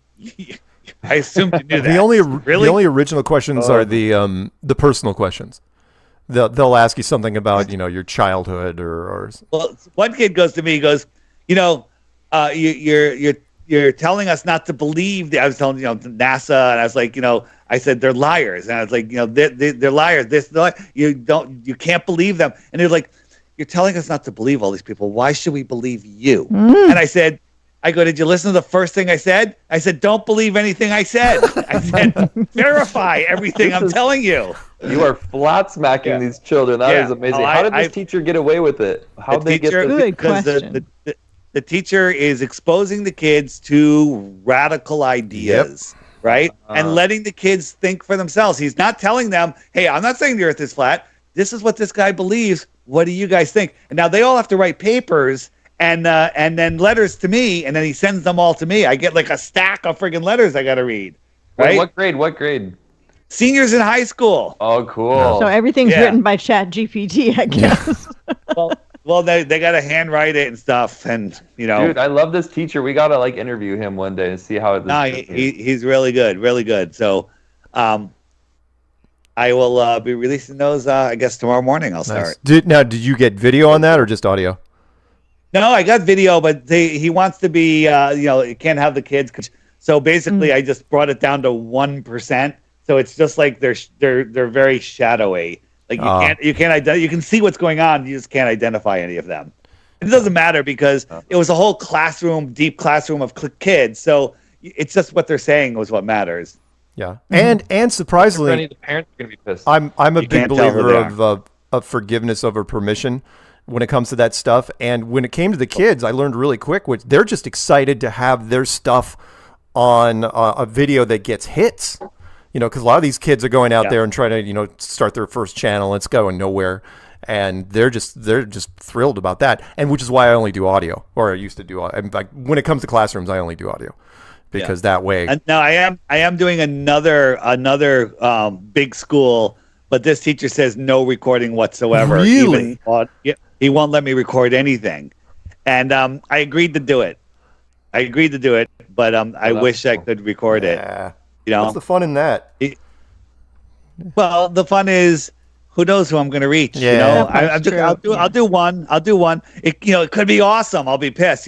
Now I could record it on my side without them knowing. I do have a way to do that. Sure. But the schools are related, and I don't want to piss off the other guy because he's been awesome. I've done 9 classes with him, and I'll be doing it again next year. And so it's a good thing. You also don't say the name of the school, do you? No, I don't. But the trolls think they could figure it out. They got it wrong last time, but they were calling up schools. You remember what's that dweeby guy that was all over us? That I forget whatever his name was. He's like, I can't believe you did a high school. Where was that? I was like, he goes, "Out your home high school?" I'm like, "Yeah, it was my hometown." I go, but and so he literally called my high school and started, they had all the trolls were calling my high school. I'm like, it wasn't my high school. It wasn't my high school, but he's exposing them to flat Earth. It was pretty fun. Did any of the kids get the app? That Bryant guy. That's who it was. Okay. And I told all the kids that they can have the app for free if they have Android phones, and a bunch of them emailed me, and I gave them the app for free. That's okay. There you go. That's fun. Nice. Yeah. They're thoroughly entertained. And to some people's dismay, I encouraged them all to watch Old World Order, which is on my website, because we were talking Old World, and they had no idea that there was an advanced civilization here, before us. They had no idea, and I said, start with that, and it's gonna bring them down that rabbit hole.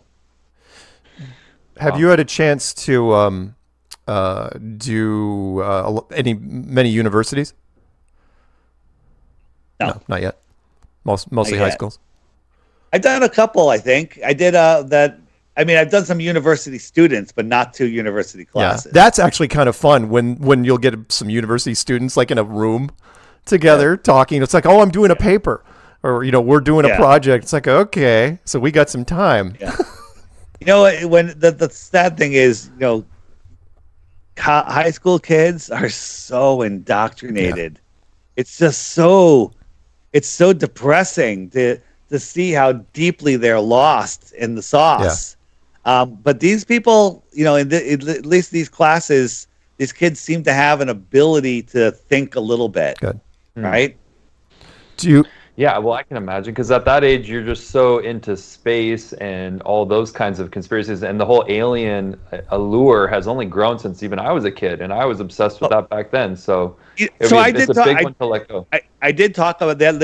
Every class did ask about what's beyond Antarctica, what's beyond the ice wall, and I said, well, I always preface it and say, we don't need to speculate what's beyond the ice wall to prove the Earth is flat. We can do that right here. I just showed you. I said, but I like to speculate. There's lots of stories, and I told them about Kiribati or Kiribati and whatnot, and they were fascinated with that. And I'm like, so if you like aliens, they make a lot more terrestrials make a lot more sense on a flat Earth than they do in a stupid heliocentric model.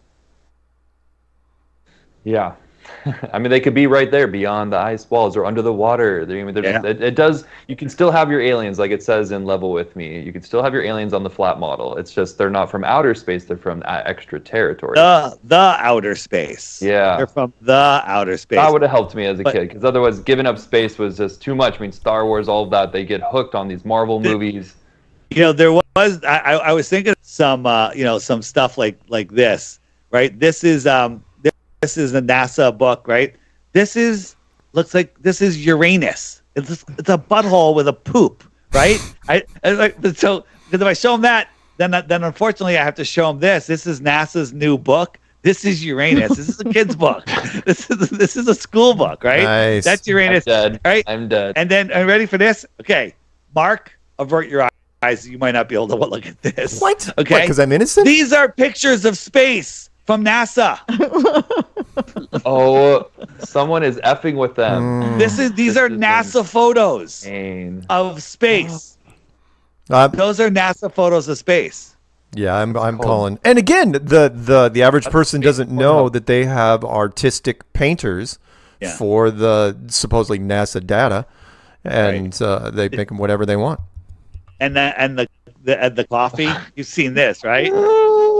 I've seen it is just so friggin' bizarre what these guys do, and this woman creeps me out. Like, look, what the hell is going on there? Wow. Yeah. I know why they all look a little off. These astronauts. Yeah. They don't. Look I wonder if some athletic, of them are even real people. I'm wondering if they're like these are CGI people. Like, do we ever see them? You see some of them, like the Kellys. That is so creepily. Terry Virts, saw him. Yeah. But yeah, it's not good.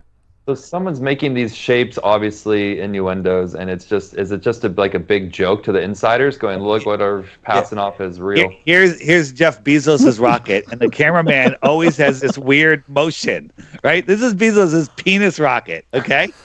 And they're showing this. I mean, this is so friggin' crazy. By the way, David, because I've watched your interviews a whole bunch, and the footage that I love that you did, the shot that I love the most, and you show it often, is the rocket coming down and the drone shot from underneath the rocket with that single flame. And I've tried to tell people, I'll elbow people. It's like, do you not see this? That's a Hollywood cut. That shot doesn't exist in real life. That one, because when it comes back down, because you would never allow a drone. That one right there, that shot, that is straight sci-fi. You would never allow a drone underneath that rocket ever in a million years. And but it looks good. It's a cool shot, but it's like no, so fake looking though. Edit. So fake. It's so bad. And then it's a giant dong anyway. Yeah. Yeah, it's crazy. Yeah, so, speaking have you seen this one? Oh, go. This is it landing. Look, this is landing. Watch these people. Watch these people's reaction when it crashes and burns. Ready? All 6 of them. Epic explosion. Ready? They don't do anything. Nobody flinches. Wow. It would be like, there'd be like people freaking out. Yeah, or they'd be getting their phones out and like adjusting. But this is an amateur video. Not a flinch. Yeah. So we haven't had any whistleblowers, or have we had any people say they were eyewitnesses to these rockets self-landing? Yeah, those are eyewitnesses right there. That's a home video, man. I'm sad to say that Paige, I found out she's a big fan of Jeff Bezos and his rockets because I found a model rocket in her drawer. Dude. Okay. My God. I'm just kidding. Hey, is Paige asleep? Let's check in with the Let's page check in cam. with the page cam. And I don't encourage anyone to hook up their own page cam. By the way, if you put your That was MetaMask hilarious. in there, you get access to this camera. No, you don't. All right, here we go. Hey Siri, living room lights on. Dude.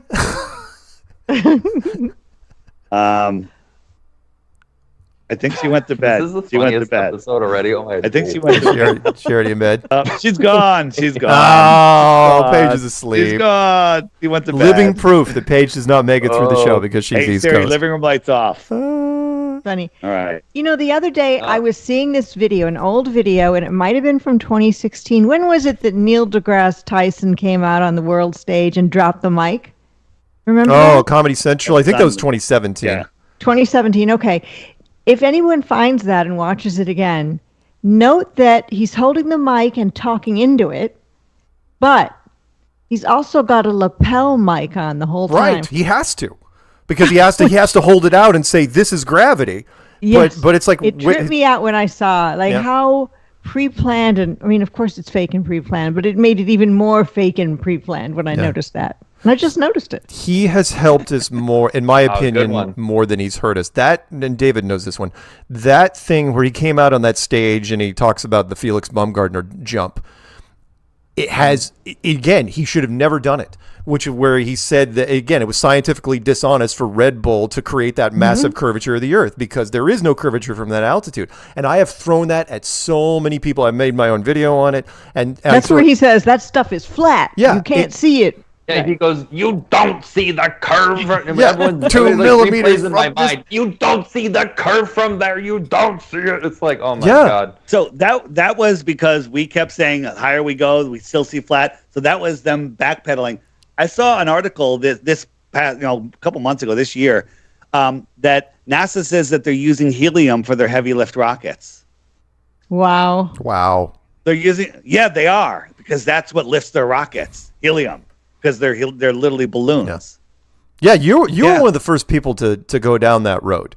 And Yeah, Dude, just I to got say so that- much shit. Eric DeBay gave me shit about that, and I'm They've still used holding the my most ground. helium of anyone. That was probably something I heard from you, David, first. Yeah. Why wouldn't you? I mean, it's pretty ingenious, which is use the stagecraft that you have. It's like we've had blimps, and we won't go into the airship thing, for a long time. And if you can fake a rocket going up, with maximum thrust. Oh yeah, and that one of my favorites. Yeah. That was one of my. What is that? That is a guy. That is a space shuttle model with the bay doors open, and one of the prop guys was caught on camera. And they played it off as like, oh no, that's the reflection of the astronaut that's taking the movie. And it's like, no, it's Why does not. he look like he has blackface? Like, what is going on there? No, he's just in the model. It's a miniature. Dark. And again, It's a nose. this was way before Yeah. CGI. This was during the 80s when we got away with murder, which was a lot of people like when you look at the was it the Challenger, where they're holding the prop motorcycle helmets, right? And I thought, they're using this for the photographs. They're motorcycle helmets, but they're not. That's not what they're going to be flying with. And when they show the interior shots, they're wearing these motorcycle helmets. You could see their bare necks, and it's like, well, wait a minute, it's not attached to a pressurized suit. That's a great shot. Oh. Mark, this is the external tank falling. Yeah. Right. But guess who's filming this? The people on the shuttle. What direction are they heading? Right. At what speed? They're heading up at 20,000 miles an hour. Right. Okay. This thing is free falling. You see that little rag that floats by? Watch this tissue float by. Yeah. That tells you that this is floating and not falling. There's going to be a tissue coming by in about 5 seconds. Ready? Tissue. Here it comes. There it is. Oh, wow. Yeah. Right. Right. So this is a Phase balloon. 3. Yeah. This is going to burn up and deatomize before it gets to those clouds. No. Yeah, to your point, if they used balloons on satellites, because we've gotten really, really good at that over the decades, then why wouldn't you use them for the rockets? Yeah. Why wouldn't you do it? And the whole other thing was satellites, right? A satellite isn't floating in space. It's falling and missing the curve of the Earth as it falls, right? I asked ChatGPT, if something's falling in free space, is there gravity in space? Yes. Are satellites falling? Yes. Is there any resistance? No. Then how come they don't speed up? Well, they do speed up. Then how does a geosynchronous satellite stay in orbit if it's speeding up? Well, and then it came up, I got it in a loop, and it just kept lying, right? So the whole idea of satellites is ridiculous. All satellite communications, people with satellite phones are connecting to airplanes. Yep. Airplanes have the power source. They have the equipment. We know where they are at all times. Yep, you were one of the. You were one of the first people to suggest that too. Yeah, I had a couple people have contacted me from the telecom industry that says, keep going, that I'm not wrong, that they are using airplanes to route data and calls. So think about this. You're thinking, are you reaching a satellite 350 miles up that has no power source, that's falling around in the vacuum of space? Just everything about it's ridiculous. Or are you just reaching an airplane, right? Maybe 10, 15, 20, 30 miles away. Turning a plane into a hot spot was a natural progression of things. I mean, it was necessary. Yeah, it was stupid if they're not doing it. Yeah, and once it's like, let's do it. All the airlines, get them on board behind the scenes, and there's planes in the air at any given moment of any given day. I mean, granted, there's peak hours. Well, how come if you're on a plane, oftentimes you'll pay for that extra internet access to amuse yourself while you're flying, and a lot of times it doesn't work? Oh, it's spotty as hell. Absolutely. But why? But that it shouldn't be. Maybe because we're very close to quote satellites. They're just giving you a very limited access. You're not using satellites. They don't even claim that on the airplane. You're using their thing, and they're connecting to towers. Limited access. They're giving you limited access.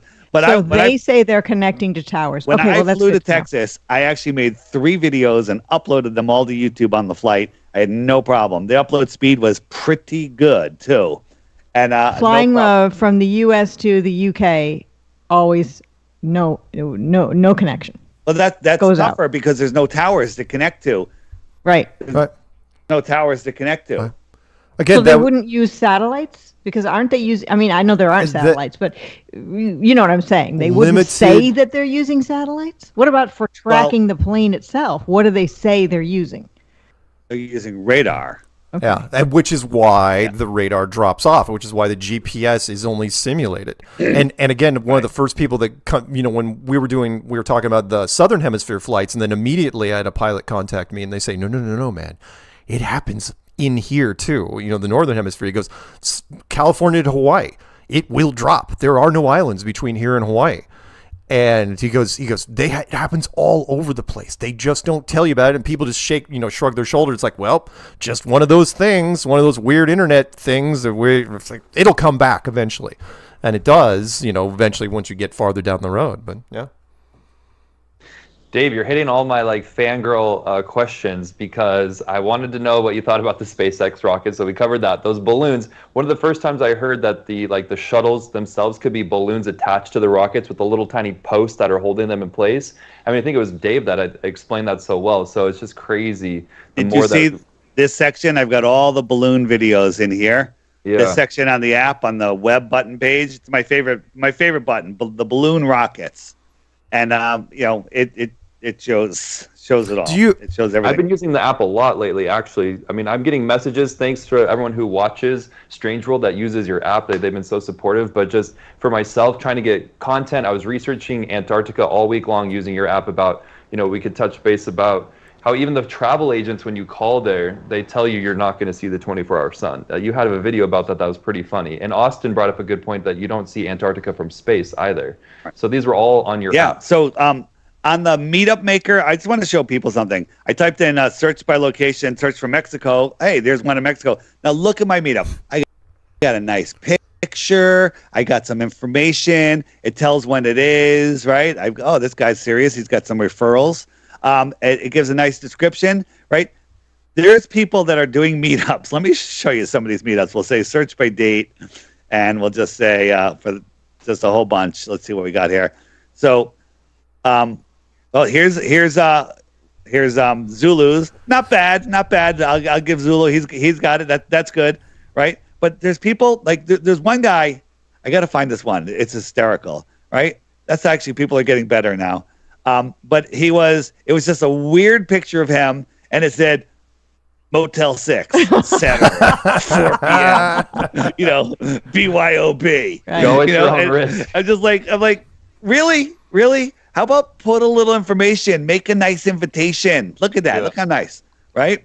And then people will contact you. So use this. And then also on here, very important, go to the alert me right here and select your location. I have it set for 1,000 miles because I'm interested, but set it for 100 miles. Set it for 500 miles and say, notify me. And that way you'll get an email when someone sets up a meetup and you'll be like, you know what?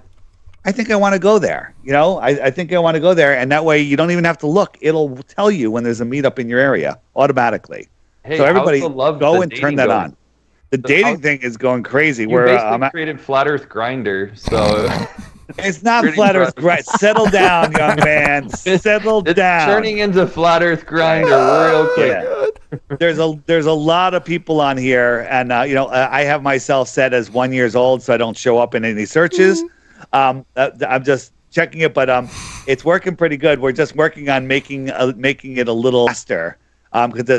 Hey, you got a flat earther only 800 feet away. Let's.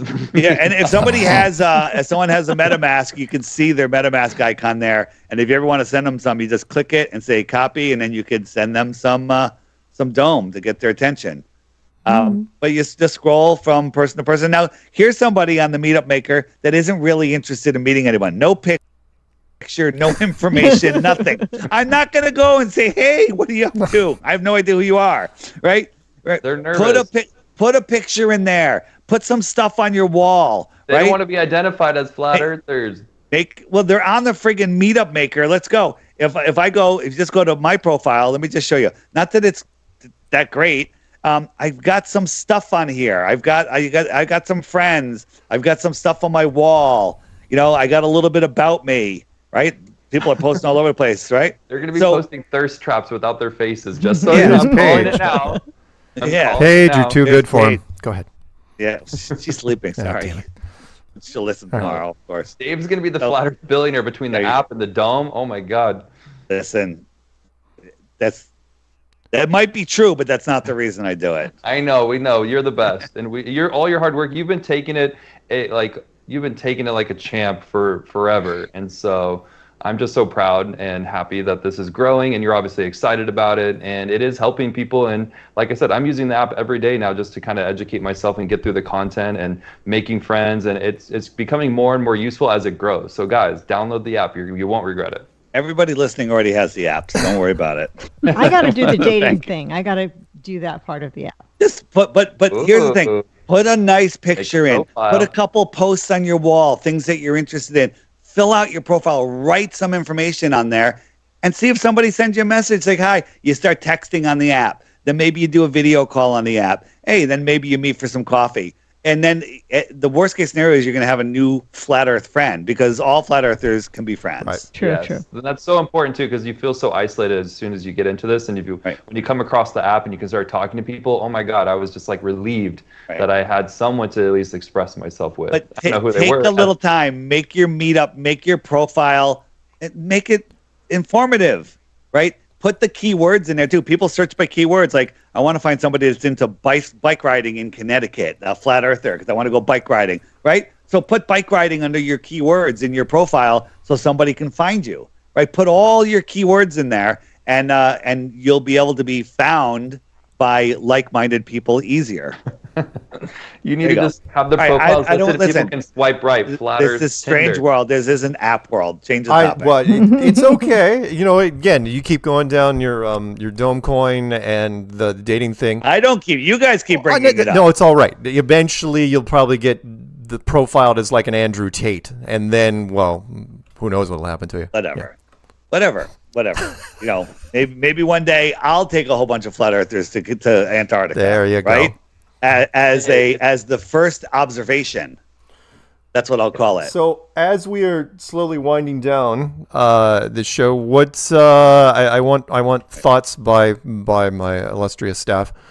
Patricia, Any last minute questions for David or comments? No or questions. Actually, David, you're looking really good and healthy, and I like the glasses. Well, I've done so many interviews this week. I can't see. I can't talk. But thank you. DJ. Yes, I mean, so happy. I feel like we covered so much, but I do have a question. So a couple weeks ago, we all talked about, do we think Flat Earth is going to hit critical mass and how that could go about? Yep. What are your thoughts on this, Dave? Kind of just could chime in on the Flat Earth family. Where do you see this going? What's next on the horizon? I think with the momentum that's happening now, in less than 1 year, the whole world is going to know the Earth is flat. That's my prediction. That's a big one. That's bold. But think about this. Unless they shut down the world, right. It's going out there. The way this is going, the amount of interviews that I'm doing, other people, Austin's doing amazing stuff. The way things are going, it only takes one tweet, right? It only takes one tweet. What if Candace Owens says, "Hey guys, I think the Earth is flat. Check out flatearthdave.com." It's over. That's it. Yeah. It's over right there. Right. Okay. Right. If she wants to commit total suicide, she should do that. Okay. But and there's enough people waking up. And the great thing about Flat Earth is when somebody wakes up to it, they never forget about it. Right. They never forget about it. And they keep on going. So, we're at critical mass right now. Everybody on the app, if you got the app for one other person, gift it to people. Gift it. Right. Or just tell people about it, or just send them to my website.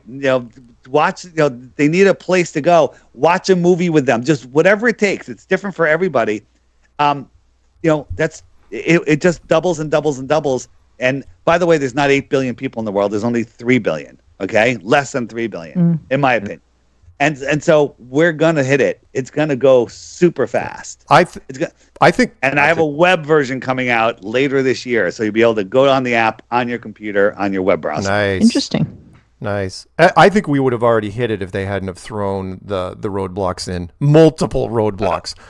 You mean Eric Dubay boycotting telling everyone not to go to the conferences? That roadblock? Yeah, that didn't taking the scoreboard down, as Mark said. Taking the scoreboard down. So many things.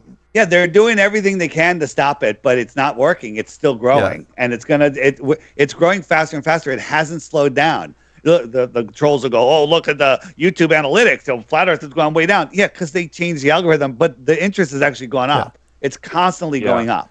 It's constantly going up. These kids this year were way more interested than last year. They were really excited for this conversation. Well, it's blowing up on TikTok. I'm noticing that too. There's so many accounts that are posting Flat Earth content, and they're using all of your guys' great. So Dave, you deserve all the success in the world because you are the hardest working man in Flat Earth, and you bring people together, and your app is awesome. So, listen, I couldn't do it without all the support from all the other people. We're all doing this together. I take other people's content and they just repackage it. I come up with different things. I tell people to take mine. Somebody showed me there's a Rumble channel that has all my interviews on it. I have no idea who's doing it, and it's monetized. God bless them. God bless them. God bless them. Yeah, the wall of content is out there, and I said this in my speech in Vegas, where that you've got all these kids that social media is their currency, and they're looking for interesting topics to talk about.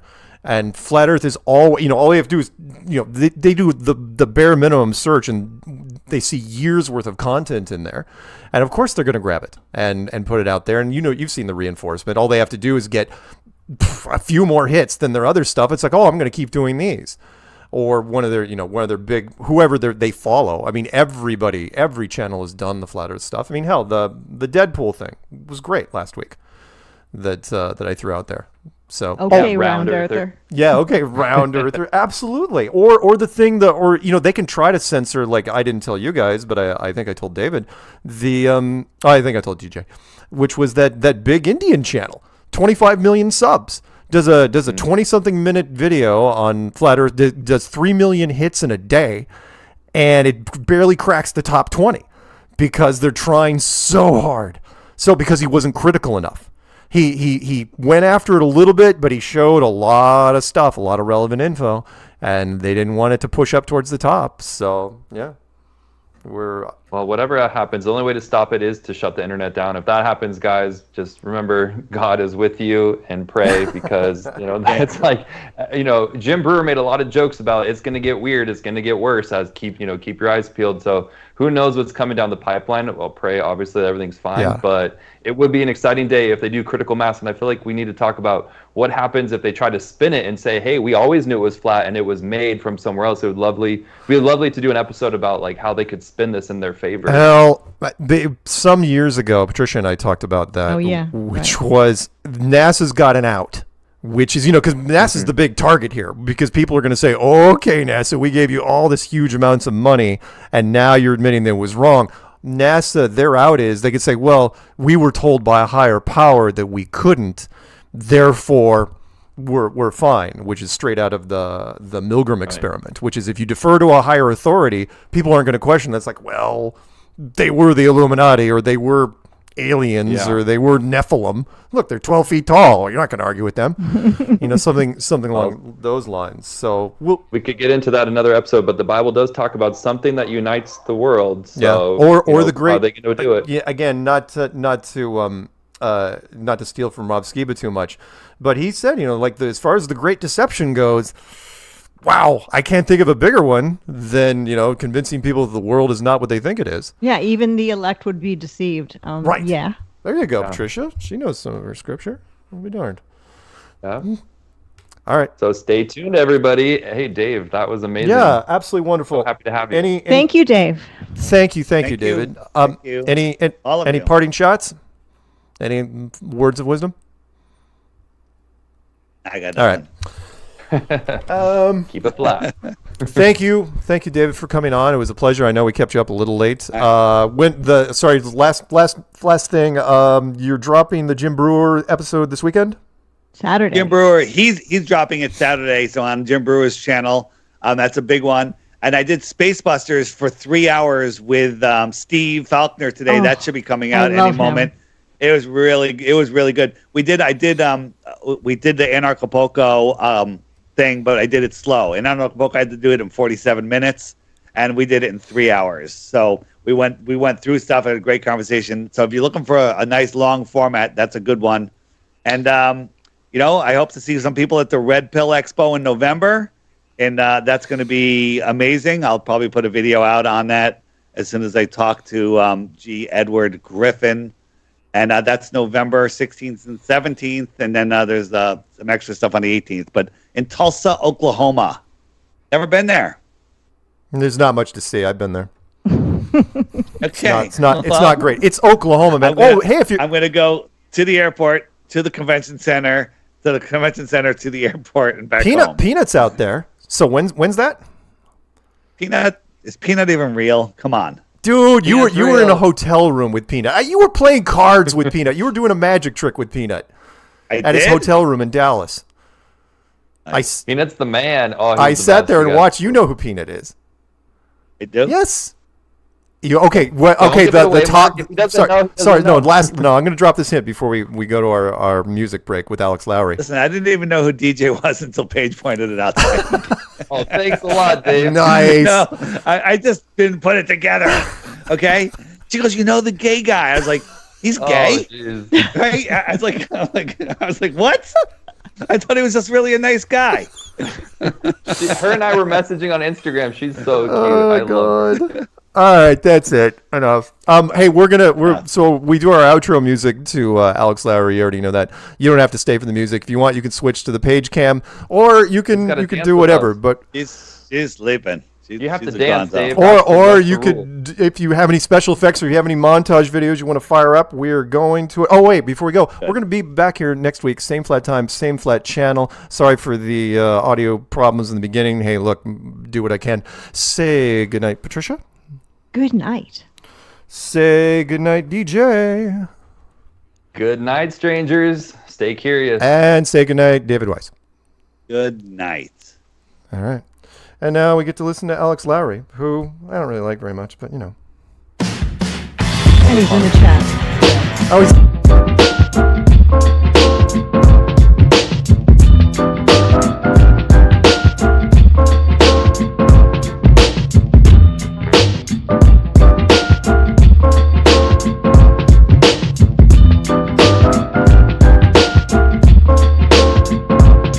Nazi dread like Bob, so rock steady.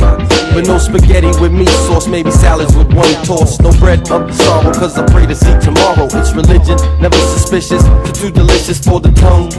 See the lungs breathe the natural high, just like the shirts are so lovely. So ask Marco Polo and I never go solo, because I roll with the crew that keep the funk flows, that make you dance until the sisters take glance. I hope you find romance. Try your luck, take a chance till I enter. Like the Milton Plaza, I'm the center of it all. The fucking prince of the ball, standing 6 feet tall. That's a long way to fall, but not worry, cause my vision ain't blurry. The eyes hotter than the spice and curry, so don't stress the father or you might feel the fury. So check the situation, a raw deal is what we're facing. Bust the flavors of the rules they mandate. The climate gets hotter as the city gets smaller. More swallows, 1,000,001 cats, they tryna earn top dollar. Half that mill, they straight out to kill. Uncultivated and destined to act real ill. Black blood up in the veins of 5 boroughs of pain. Only reason why the east and the west, it ain't the same. I'm 20-something years of age, and life surely ain't about handouts, so I lays my plan out. Hard work is catered to an hardcore survival. Consider Jah's lesson from conception to arrival. Now that I'm here, my fears shall decrease. Learning about life, making my way to the east. From 4 square yard struggler, the G's on time. Yo God, hit me with that rhyme. Introducing the R to the OBO. You didn't know, I witnessed your thoughts on Robo Dindo. But your intentions confuse me on the surface. You're nervous because you lack a purpose. Check it, thought about it, much later. Should've kept it real, would've been much greater. But you got in it like a pussy in fact. Being pussy kept your whack ass back. Now, in 95 to 2000, robbers on some next shit. Game tight, yeah, in your heart, you know it ain't right. Dissension among the ranks. I'm giving thanks to the Most High for planting me firm upon this world that's forever changing. The conflict that I'm engaging, the constant riff and miscommunication. Imagine that. When you take the weight for some next kid short, yo, it's a grown man sport. Yeah, like that. La la la la la. It's a grown man sport. Yeah. La la la la la. It's a grown man sport. Come on. La la la la la. It's a grown man sport. La la la la la. This here is a grown man sport. Yeah. Hold it. Suppose it was me speaking on tapes to create a lifestyle to marinate. Different latitudes turns cocaine to food. Excuse my move to bliss. Eternal stress and fits. I see the same in many penny thoughts, cause plenty thought I wasn't ready and willing. Now I'm blowing through the ceiling. Go real. Only when a nigga make any noise, so figure the first letter supports the sport. Enfin, Séraphin, pied fin. Le nouveau prophète de la scène mondiale. Oui, que voulez-vous faire nous tester? Je ne crois pas. Pensez 2 fois mon frère, et ce grand man sport qui veut dire c'est pas jouet dans mon livre là. Un est ici pour vivre toujours. Je prie le grand maître Selassie, roi des rois chaque soir. Alors